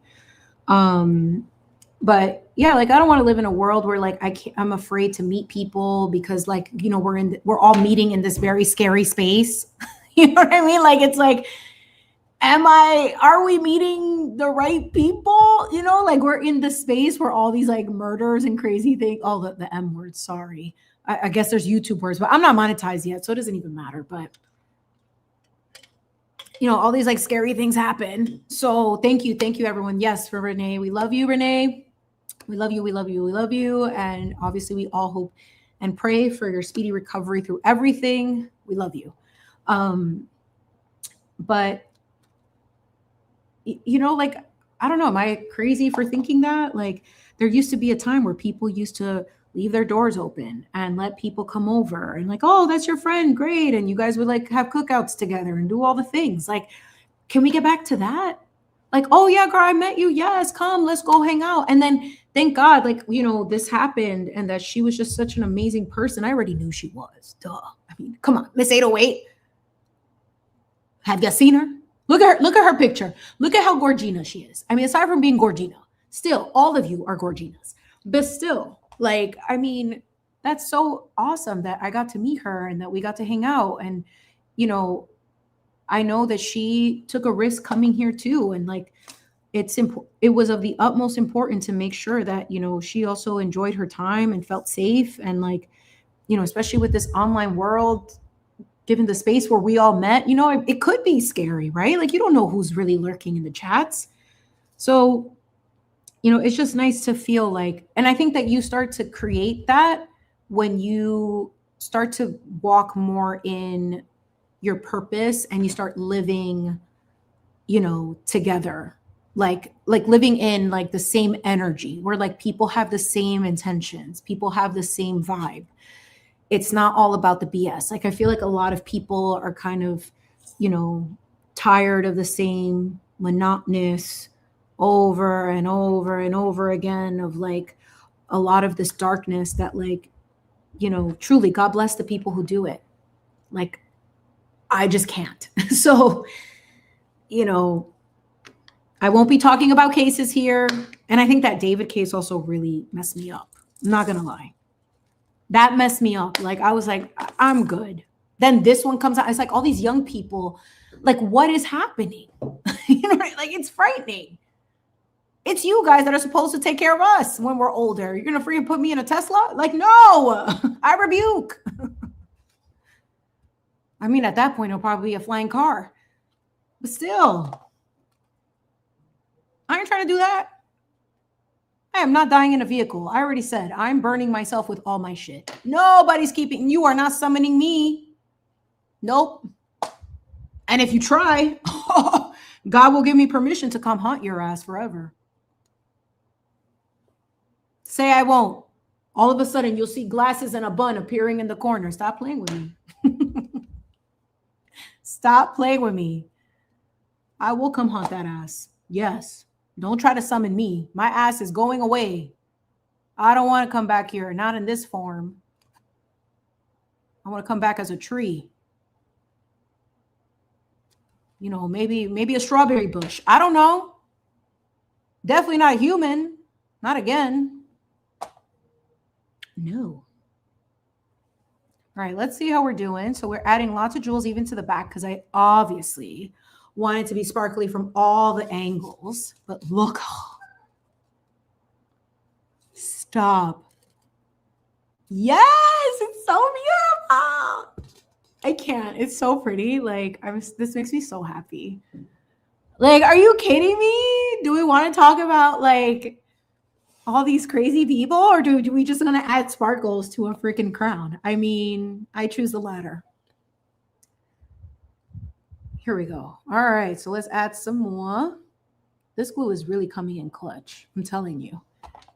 Right? Thank you. It's so beautiful. That's why I love this type of work. It's just like, it's so therapeutic. I feel like you can just get lost in the process. And sometimes I'll play like all the hits, I'll be dancing in my chair, maybe a little Mozart. I love my Mozart. I love my classical music. I feel like that takes me to another, I feel like that's all pure frequency music. It like sends you into like a different era of being able to like really get focused. I love that. Thank you. Thank you so much, everyone. I'm so happy you're all here. I hope you're enjoying your time here as I add jewels to all of these wonderful flowers for this crown that we made. And I love that too. I love the interactive part of this. And I think that's kind of what's been kind of like the unique part of what I'm trying to do is that art is subjective, but I do think that there is something wonderful of letting people have an input instead of just like doing. We've seen enough of that. And I think, encouraging people to participate and to have a say just makes it a more inclusive experience where like everyone gets, like, you could be like, wow, I was there when she made that. I contributed to that. Like, that's so cool to me. I love that. I love that process. And I love taking, advice and different tips from different people. Like Life Artists for the last one that we did came in clutch with that suggestion. And that's the thing. I don't know everything. And sometimes when you get into these processes, like you can get stumped because you're so in it that you need to take a step back, or it's nice to have somebody give an opinion to help you kind of see it from a fresh perspective. So I'm always open to that. Like, I don't consider myself to be like the best at all of this stuff, but I love collaborating with people and doing these projects with others because like there is something beautiful about that. I'll forever remember this. And what I am trying to do long term, hopefully I can, well, I'm not going to say it yet, but there is a plan to sort of figure out how to get these to people, but also tie it to charity. So I'm still trying to figure out the logistics of that because, the legalities with all this stuff, that's the thing. It's like, even to like do something nice for somebody, there's legal jargon that has to be involved to be able to donate money or to like do something good for others. Like, I mean, you can't even do something nice without a freaking lawsuit. Like, I mean, there just has to be something everywhere. It's so annoying. What I should have done was become a freaking lawyer because those are the people that end up winning. That's what I should have done. This would be a whole different channel if that was the case. Oh, really? You used to do it? Oh, Michelle, we were just saying earlier that like there's some drama in the diamond art community. Is that true? Knowing you, I know that you investigated everybody. And you were like, absolutely not. I got the facts. Because there's like a whole, like there's drama everywhere. My gosh. You can't even freaking diamond art in peace. What are these people thinking? Horrific. But, that's why, like, I'll collaborate with people like online for certain things. But I think for the most part, like, I do like I can just do. Yes, allegedly there is. There's drama in that community too. I mean, what were they going to say next? There's going to like be drama in the doily making community. The grandmas are going off on each other. No, not the nonas. Not the nonas going off. The real nonas of YouTube, doily edition. No. I would be mortified. These little old ladies getting mad at each other. My doily design. No.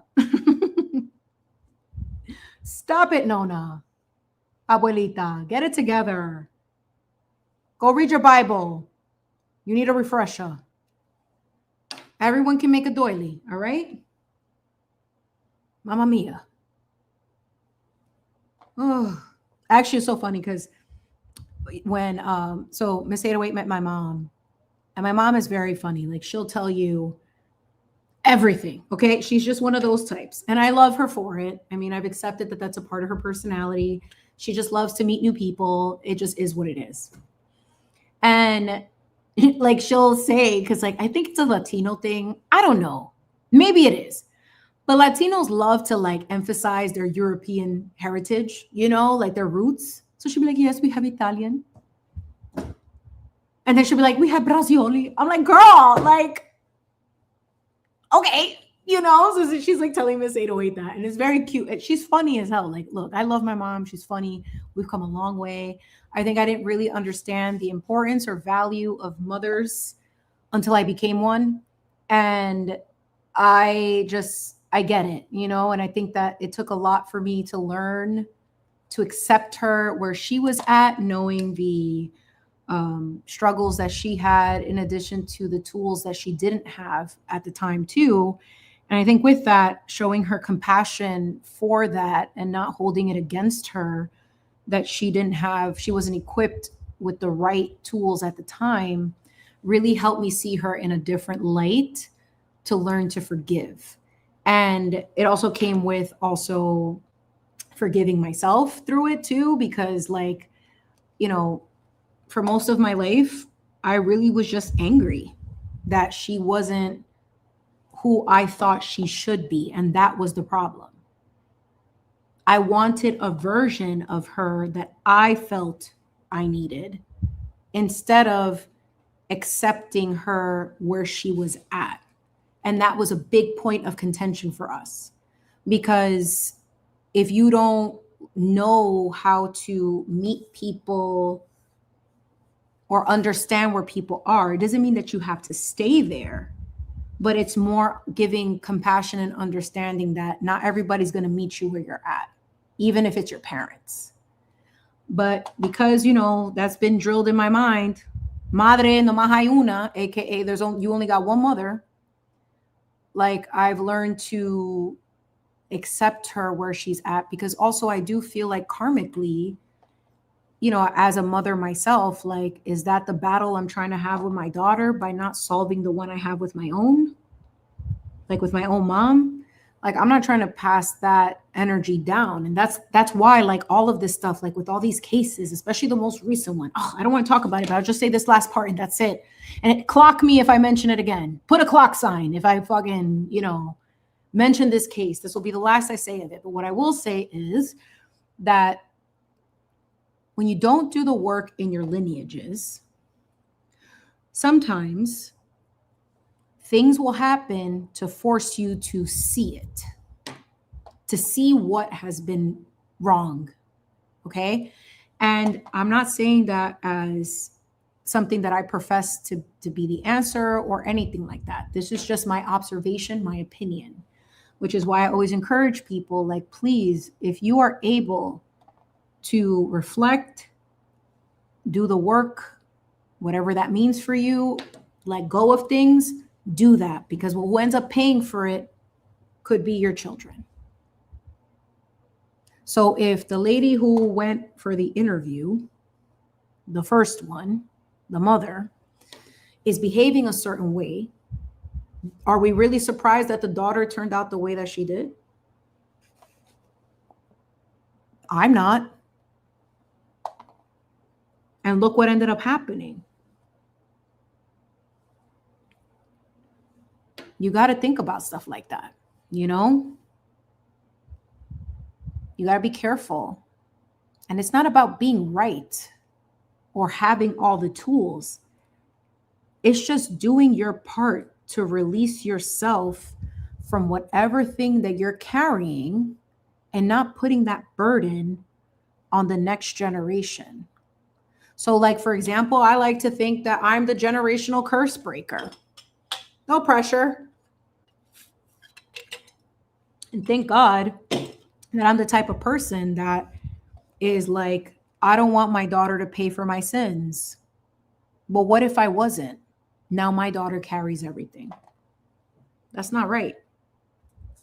I don't care how you want to slice and dice it. That's not right. Sometimes you're not right, and that's okay. But don't make your kids be the recipients of your sins. That's not okay.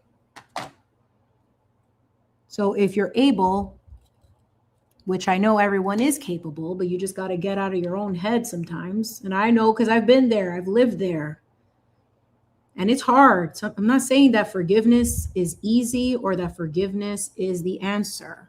It's a choice, but at least start with forgiving self. Because at least with forgiving self, all else will follow. At least start there. It's easier to forgive yourself than to forgive others sometimes. That's just a fact. But forgiveness, like they say, what is it? Forgiveness is not for them, it's for you. Yes. And also it does release you. It releases you from that karmic bond that you might have with somebody. And you can't just be like, I forgive you, and then you hold it over someone's head. No. You got to mean it. And if you walk away, you walk away. You don't go back. And it's not because like that person can't come into your life later, but as they currently exist, it's just not for you. We got to normalize that, and not normalize it in the way that it's like abandon people and like, you know, screw everybody. No, there's a balance here. And to be quite frank, I feel like I'm still learning that balance, especially when it comes to like betrayal, you know, and being hurt by people. Like that's a fine balance. It's like, yeah, I forgive you. Even though you played me, even though you profess to be my family, that one's hard still for me. I'm not going to lie. It's still hard, but I'm working on it because I don't want to live like that.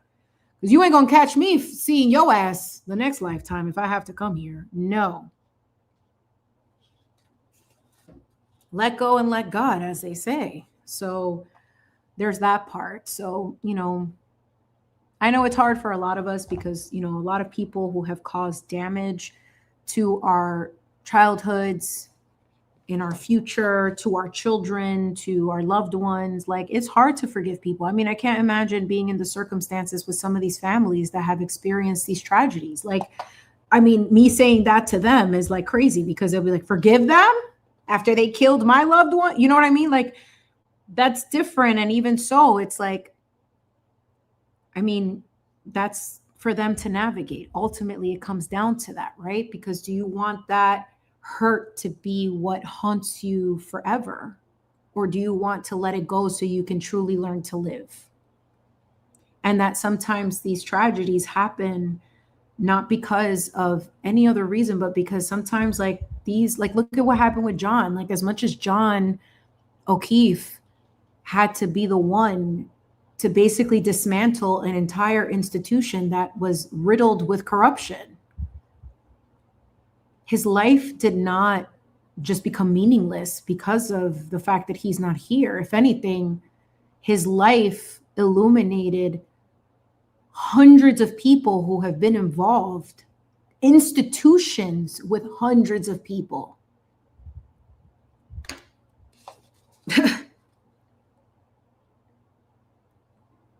That's a big deal.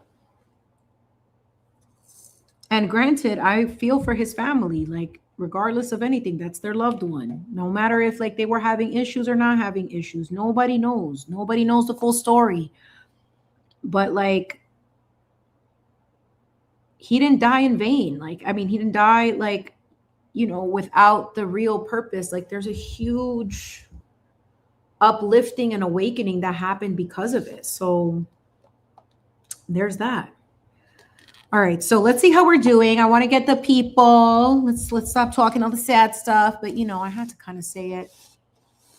It's been heavy on my mind.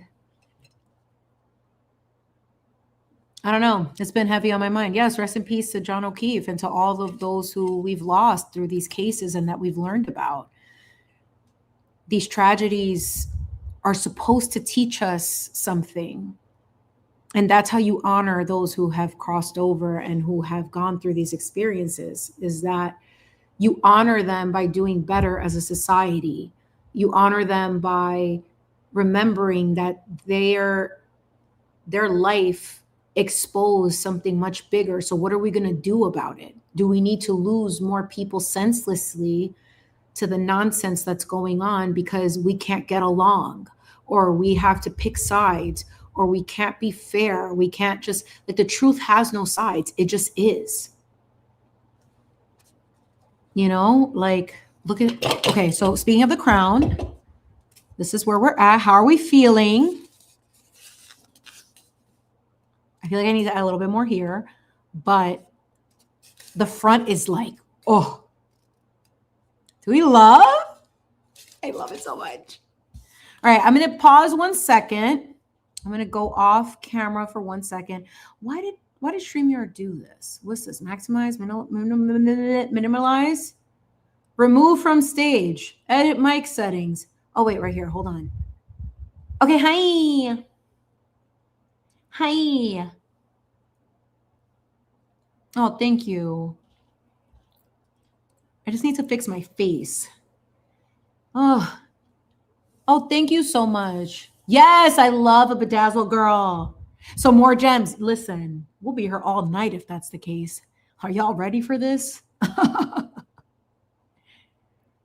Remove from, no, I don't want to remove myself because then you can't hear me at all.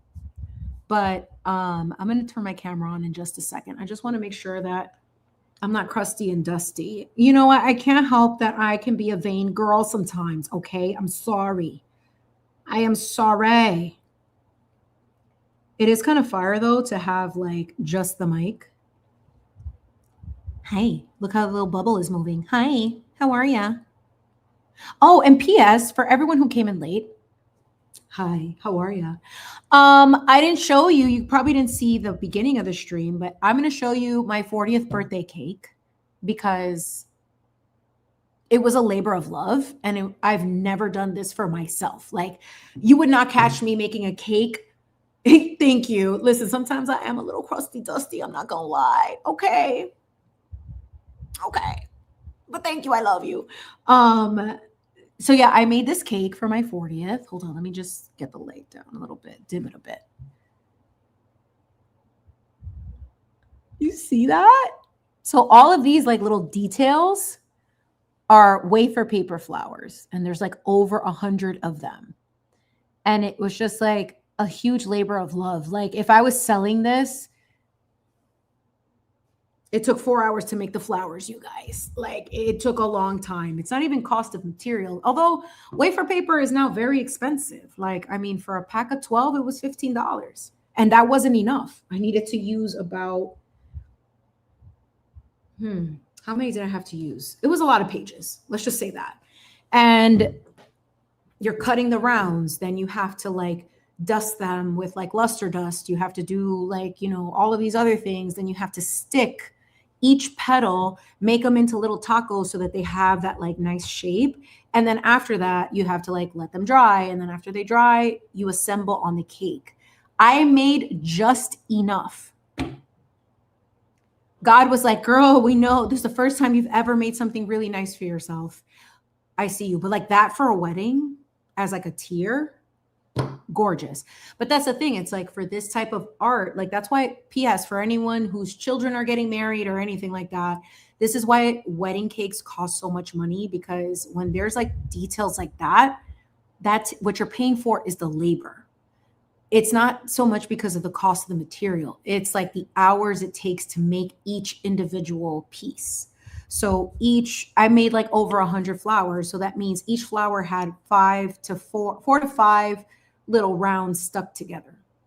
That's easily close to 500 petals that you have to assemble. So that's a lot of work. You know what I mean? And it was just for me because I've just never made myself anything nice like that before. And I was like, you know what? For this year, I'm going to change the energy about me not liking my birthdays. I'm going to be more optimistic about it. And I want to do something nice for myself. And there it was. And I made a cake flavor that not everybody was going to agree with. And I didn't care because I wanted it for myself. It's my birthday. Okay. And I never do that. I'm always like, oh, is everyone gonna like it? Because my my husband's family, they're not very much into like chocolate or very sweet things. I mean, Asian culture isn't really into that. So I'm always mindful of that because I want, everyone to feel like they're loved and seen. But I've been doing that since I started baking cakes. You already get that for your birthday. So how about for my birthday, you just suck it up and have a piece of chocolate cake. Okay? It's very delicious. Ask Miss 808. She did have it. She had some cake. I think we had 2 slices together when we were playing Mahjong. But it was like the perfect day. Like I just was so grateful because I've never had a birthday that was so eventful and so fun and had someone come here, like, have a friend come visit all the way from where she's from and to drive here. Like that meant so much to me. Like truly, like, yes, there was so much love. And I think that's the best part. It's just like, that's how you know when you heal, you just invite this very lighthearted, loving energy, and people can feel that. And you can only feel that when you've done the work. And you got to be there to see it, to believe it, right? And I was like, Miss 808 experienced something that I haven't shared with people since I was on the internet before doing cakes and makeup. So it was really special to share that moment with her. Like she saw me making the flowers, like at one point before she headed out. And like, it's just so cool to share that experience because it's like, I do this stuff, you guys. I did this stuff. That was my past life. I mean, it's still my life because I do it for my daughter and for my loved ones. But like, it was just so cool to revisit that. I still got it. You know what I mean? Like, I think if anything, that was it. It was just more like, I still got it. That was like the biggest thing. Cause like, when you don't hone your craft every day and you're not doing it as frequently, you kind of lose the finesse, right? But no, the cake was stacked perfectly, you guys. The edges were very sharp. Still got it. Was very proud of myself. So it was really cool. Yes. Yes. Oh my God. I'm so glad that you had such a nice time. It was such a pleasure to have you here. She met my very silly daughter, my baby. She's so cute. I mean, I'm biased. I'm her mom, but still, it was really fun. Like, it was so much fun. You guys, this is so cool. It's like getting more sparkly by the second. And this color, but see, like that's why I love these like translucent ones and not doing the actual color one, because it already picks up on the colors that are on the flowers. So it just adds just like this like subtle but very like sparkly touch without it having to be too like, if I were to use like purple, you wouldn't see it as clearly as like the translucent ones. But this is just like mesmerizing. Oh, I love it. So let's just keep adding to the back. And I think I'm going to leave. What do we think? Do we think we should add something to? Yes. H Mart. We got those milk crackers. Have y'all seen it? Hold on. I got to go grab one because they're so good. Yes, Michelle, it does. Hold on. I got to show you guys this. These crackers are right there. Hold on one second. This is our intermission, everyone. Chimi Speaks will be right back.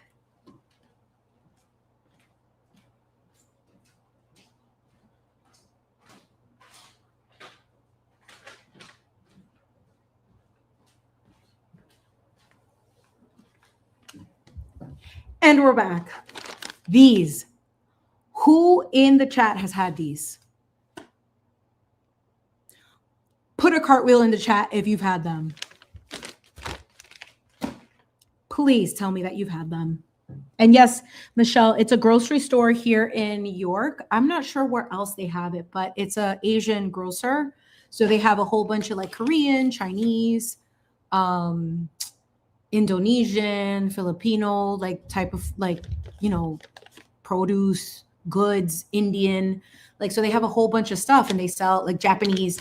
They sell a whole bunch of these things. But the one by me is a lot more Korean. So we have like different types of kimchi. the banchan, which is like all the little sides. And I'm sorry if I'm butchering it to all the Korean people in the world. I love the Korean food, okay? But these are good, okay? These are very good. They're very like, they melt in your mouth, like it says. Melts in the mouth. Look at my guy right here. He knows what he's doing. So they're very good. And they have like a whole bunch of different snacks there. They have like all these different like fun fizzy drinks, different types of cookies, like, you know, like the Asian Oreos that are like very thin and they have like cherry blossom flavor. You're like, what? But, you know, they just all the brands cater to the country and what the favorite flavors are there. Peach, white peach is a big thing in Asian culture. Like everybody loves peach. Everybody. And now that it's peach season, you're going to see all the white peach everything. Like, and it's so good. Like, I mean, it's very delicate. The flavor of white peach is very delicate. It's so good. Strawberry everything. Banana. Like they love banana milk. Like that's a very trendy thing. But it kind of plays off of like the whole, you know, like the Korean grocers, like the 7-Elevens in Korea. Like, I don't know if any of you see like these like YouTube shorts or TikToks of like influencers going to the 7-Elevens in Asia, specifically in Korea.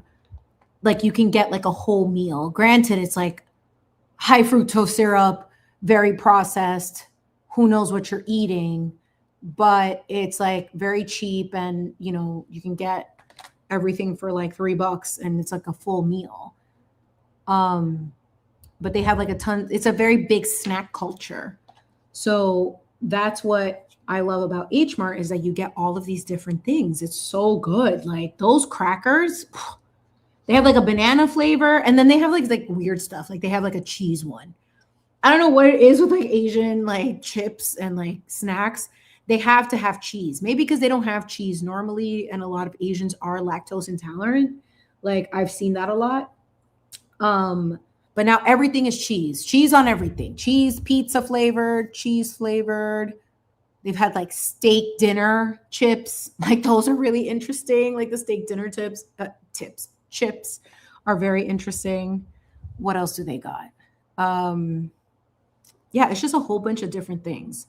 And it's just so funny to me. Like, I'm like, of course people love this stuff.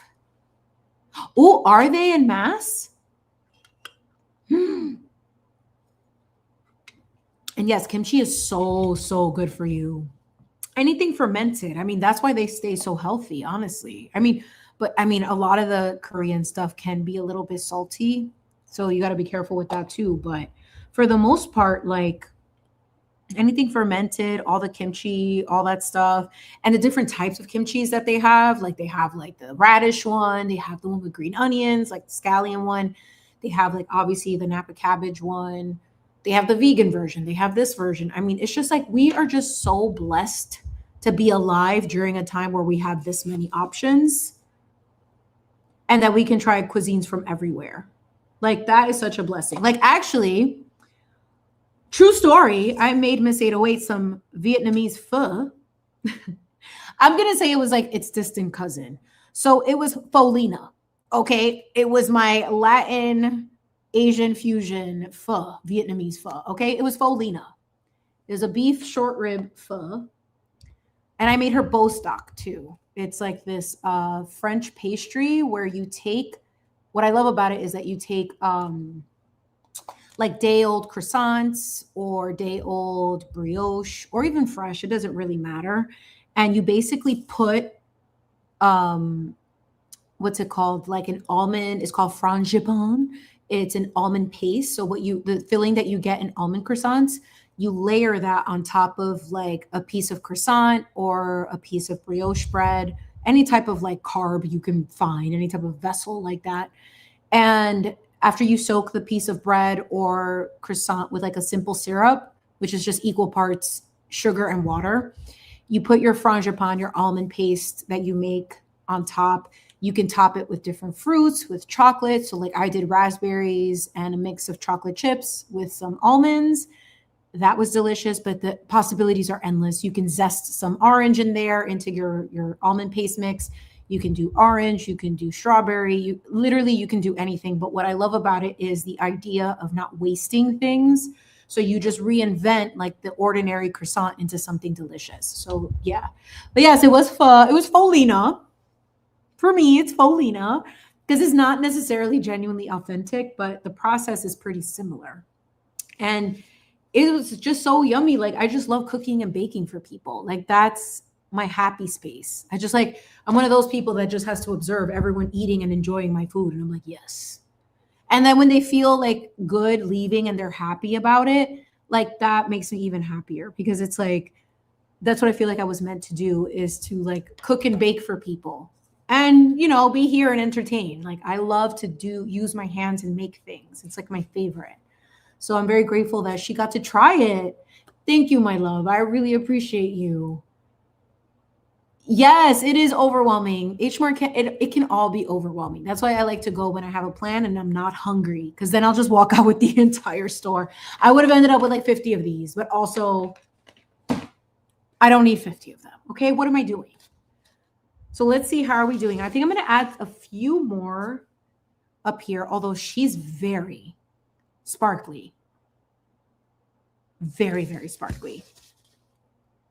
I'm going to add a few more in the center, and I think I'm going to probably cap it there just because it's already getting a little late for me. I know for some of y'all love to be up here, but I'm getting a little tired, okay? It's been a long day. And I just kind of want to wrap this up because I think that this kind of personifies everyone in the chat. Like this is all of you, okay? Sparkly and fabulous. That's what we are in this chat. So let's go ahead and add here a few more. But yeah, so I guess to wrap up the whole idea of protecting your crown, everyone, just be mindful of spaces you go, people you interact with. Really pay attention to what your energy feels like when you leave spaces, when you enter spaces. Like it has to, if it feels like it's disturbing your peace, it's not for you. You should leave. Okay. Don't second guess it. Trust that gut instinct. And even if it doesn't make sense to others, that's okay. Remember, because what we did the first time we did this stream was to say, we do not consent. And I want you to make sure that you remember that you don't have to consent to anybody lurking in your energy. Okay, because there's a lot of energy vampires out here that disguise as friends, that disguise as, lovers, other things, but they just like your juicy energy because it's very pure and very divine. So you got to be mindful of that. Stay prayed up. Don't consent to anyone spying into your spiritual house. Maintain that spiritual house because that's the way that you're able to navigate this plane without feeling so exhausted. Because you ever been around people and you feel so drained after that? That's a form of energy vampiring, like you got to be careful with that. You don't have to consent to that either. And the thing is that these people are clever enough that they know how to latch on to your energetic field without you even knowing about it. So making sure that you speak authority over your vessel, over your soul, over your destiny, over your auric field, etc. That kind of shows people, like it kind of at least puts an alarm system. Think of it like the home, the Blink app or the Ring camera for the spiritual world. Okay. When you say you don't consent, that's your spiritual security. That's your spiritual Ring app. And when somebody tries to lurk in there, that sends an alarm, intrusion. And that's when you know that someone's trying to be all up in your space. So when you speak authority over your life and over what you do, then you're already signaling that you don't consent to that. And that's your right. And it's your right it's your right and also your responsibility to maintain that. So people aren't, lurking in your field. Ew, did I invite you here? No. Get out of here. You know what I mean? Jelly bean. My mom used to say that to me all the time. You know what I mean, jelly bean? Anyone else? No? Just me? Oh, you're so welcome. It's been an honor and such a pleasure to do this and to really just have a more quiet space. Feels a little bit more peaceful. And, and to all of you who are in the true crime space, I love you. I'm so grateful to have encountered you, because if it wasn't for that space, we wouldn't have come together. So I'm very grateful for that. But, just stay prayed up. Make sure that you are following your intuition and listening to your heart and to yourself. If you feel like you don't want to be somewhere, don't. Get out of there. You don't have to stay there. And, live your best life. That's what I encourage. All right, let me see. Let me add a couple here, and I think that's going to be it for our crown. Our communal crown is complete. I am so excited about it. How Gorgina. Oh, yes. And thank you to everyone who made an appearance today to come through, to listen to me chat for a little while. I'm just very grateful to have this space and this little pocket of the internet. It's just been really relaxing. I just feel like it feels like me. I haven't felt like that in a very long time. So it's really cool to have this space and this community. I don't take it for granted one bit. Let's do the last touches. I'm going to try to finish all these gems down here before we do the grand reveal. I mean, this is a lot of little gems. I think I've been bedazzling for like an hour or so, right? Because it's been, oh my gosh, almost 3 hours for this live. I mean, but we finished her. All right. I've got 1, 2, 3, 4, 5, 6 gems left. All right, we're going to add one here. That little piece is missing. Beautiful. This might be the most bedazzled crown I've made, though. Not even going to lie. But it's worth it because it's like so, like I understand it. I get it. I get it. All right, let's see. Last few. Let's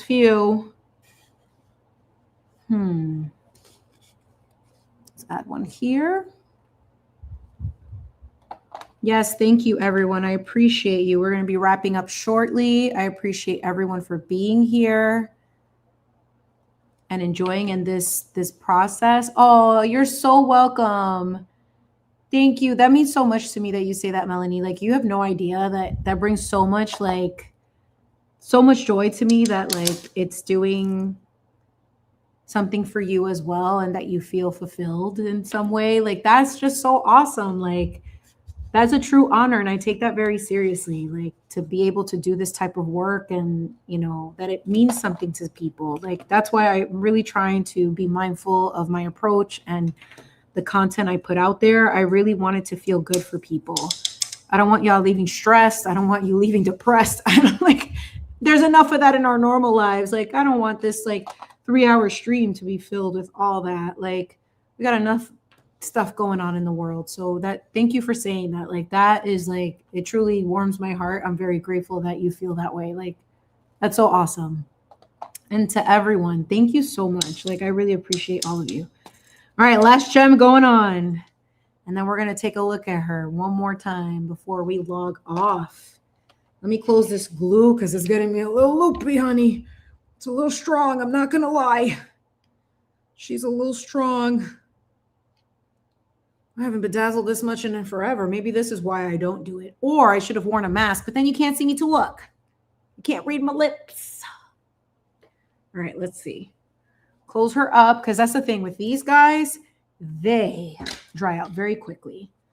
So let me get all of my stuff out of the way so that I can give you my full attention, at least till about 11, New York time, Eastern. We can have the last 10 minutes to kind of chit chat and wrap this up. We're going to look at our girl. What was her name again, Miss 808? Zarina? Sounds like Xena, warrior princess. You didn't think I could do that, did ya? When she used to do that on the show, I was like, damn, girl, how you do that? I was like a little kid, mesmerized by her ability to be able to move her mouth like that. Then she was, oh my God, do you remember? So Xena Warrior Princess was, I don't know if anybody watched Spartacus. Zaria. Yeah, I think so. Zaria. It's one of them. And it's still fabulous. We'll give her 2 names. She was in Spartacus, the original one, not the original like old school one, but the one that came out with all the hot Australian people. Jesus Christ, like Australia, yeah. Oh, literally everybody in that show was. Oh. I was like, what am I watching? I'm like, is this even allowed on regular television? What is happening? Like, these people are too beautiful. It's very explicit, but you know, I mean, that's the other thing. I'm like, yo, everything has been like that. Everything is like culo, this, that, and the third. Like, I'm like, can we leave something to the imagination? We don't need to be reminded that like the Romans were just doing it all the time. Y'all were nasty. Y'all were nasty. And it's like, you know, like that can't be good for our psyche either. Watching like even the Game of Thrones stuff, like, you know, and House of the Dragon, like these are all like the cousins are getting together, like the brothers and sisters. That's nasty. Let's not normalize that. I mean, let's talk about that, please. Like, can we not do that? That would be nice. Okay, are you ready? Yes. Yes, they are. The main guy who passed away, he was very handsome.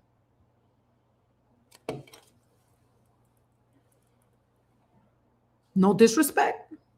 Listen, I am a married lady, but I can admire that someone is very attractive. I'm not going to lie. All right. Zaria, are you ready to show yourself? Oh, look at her. Look at her, Gorgina. Like the way, like Miss Adaway, you said it, the way the light hits the gems is just so pretty. Look at that. Hold on. Here we go. And in person, it's like out of control. Oh, you see, they tell us what they do to us. This is giving very Matrix. Okay. Look at that. Or was it back here? I can't remember. But if you know what I'm talking about. Stop. Wait, should I try her on? Yes. All right, we're ready. We're going to do this. Oh, period. Stop. Gorgeous. Stop. I'm wearing it out tomorrow. Maybe. I don't know. Oh, my cat is out. You want to wear it too? Maybe. You would look cute because he's naked already. Yes. Oh, yes. Michelle, is this enough bedazzling for you, my bedazzle queen? I mean, if you would like more, I need to take a break though, because the glue was very strong. But yes. Oh, here she is, Miss America. Whatever the song was, you know what I mean. Oh my God, yes, I love. Okay, let me take this wolf. Ow, ow. Okay. Oh, because this one has the teeth. This headband, but you guys, ladies, and maybe a gentleman. Thank you. I have never bedazzled this much. So this is obviously going to be a continuation / a trend. Yes, it catches the light perfectly. Like it almost looks better down here. Like you could see it a lot clearer down here. Like when it does that, like those like little flickers, so pretty. Yes, in the sunlight, it's going to be so beautiful. But like, I love this. This is what I live for. Like this is the type of energy I want to continue to create, is just this type of creativity, fun, positivity, pretty things to look at. Just keep it very basic and humbling. Like, stop. Sometimes, like, honestly, like, you know, I can't believe that sometimes I do these things. Like, how do these do that? I don't know, but I'm just very grateful for it. Like, thank you all who contributed, who has spent it's like what, a total of 5 hours for this crown and the chats that like, that's a lot of time to ask of people. And like for you to be here and to watch the process from start to finish, to spend time with me and to give me your time is like something I honor and cherish very deeply, that I just truly hope that you leave here feeling like happy, at peace, inspired, of wanting to do something. It doesn't have to be exactly this, but if it like gives you a little extra motivation to want to push yourself to do something for yourself, to build something of your own, please do it. Like we have like this much time on earth, make the best of it. Do the things that you want to do. Don't allow like the world or anyone to tell you that you can't pursue something or it's too late. I hate that. It's too late. You waited too long. No, you're right on time. Because if you're doing it when you are called to do it, then that is right on time. Doesn't matter if other people think that it's not according to their time. Well, your time is not determined by what someone else is doing and living by. Okay? Your contract is not the same as someone else. So the fact that you feel good to want to pursue something at whatever age, at whatever point in your life, don't be afraid to do it. Like, I didn't want to come on the internet with my art, and because I was just so afraid at first. I was like, I don't want to be judged if my skill set is not at the point that maybe people expect or don't expect. I don't know. I just didn't want to be, that was my own insecurity that I was kind of allowing to drive the car for so long, where I was like, why am I holding myself back and putting myself out there? Because I'm afraid of the reception that I don't even know what it's going to be. I'm limiting myself. So this is very big for me too. Like this was I know, aside from just speaking words of wisdom and having that in my back pocket, like this is what I do, like this is what I do. This is like wisdom creation, like this is my happy space. And like to be able to share that with an audience is a true blessing. Like not many people get to say that they can do that. And not many people feel like they want to do that because they're afraid. Like I'm just here to just show you, like lead by example, to be like, look, I'm putting myself out there and it is the scariest thing, but it becomes less scary the more you do it, because the more you just do it because you love it versus the attention or lack thereof that it receives, who cares? It's not about that. Because you might just inspire someone to like pick up their paintbrush again or pick up some markers, cook a meal, whatever the case may be. And that's what it's about, is to just like have this community. So I'm just very grateful to all of you for being here, for spending your time with me. This Saturday, there will be another stream. We're going to do our continuation of the I series, chat some more. And again, like, I just won't be in true crime spaces anymore. It's just not good for me. I really like this last case after watching that documentary. I'm like, no, I can't do it. I'm sorry. I just can't. So I will be the lighthouse for people that if you need a place, a little sanctuary, a peaceful place to come settle down and just kind of like do your own thing or watch me chit chat about a guy in the tunnels who looked like a Dave Chappelle character. Go back to the beginning if you didn't watch, then that's what it is. But, I hope you all have a wonderful evening. And for everyone who came through, thank you so much. I'm so grateful to all of you. You're all so amazing. I really appreciate every single one of you. And we have 2 minutes. What should we do for 2 minutes? Oh, obsess over these nails. Terry, I love you. Miss 808, my beautiful mods. And also shout out to Renee, and prayers up for Renee that she is in her recovery process and that everything is going well for her. We love her. And God willing, there's going to be a stream with her August. Why did I say August? Maybe something else is going to happen with her in August. Yes, another stream. But if you didn't catch her first live, I was live with her and her awesome guest, Bill.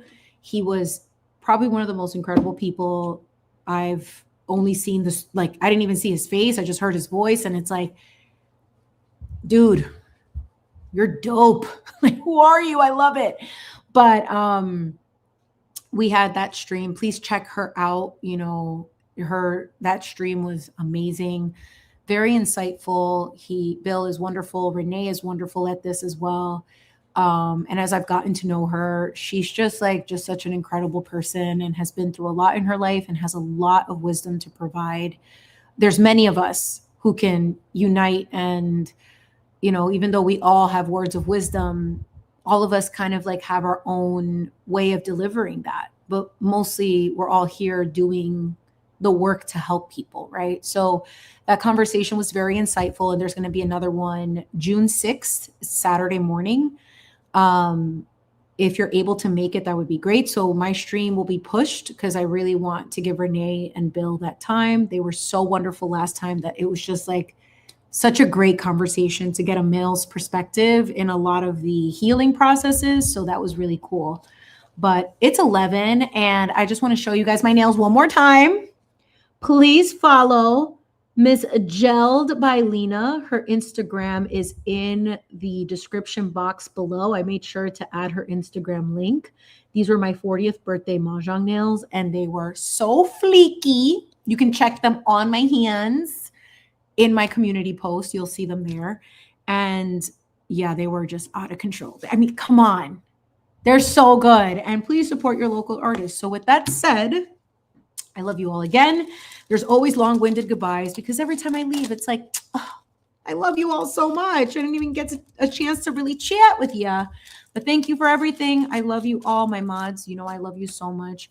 I appreciate you all. And I will see you this Saturday, 10 a.m. We're going to do the I number 3 to complete this trilogy. So have a good night, and I will talk to you guys next time. Bye.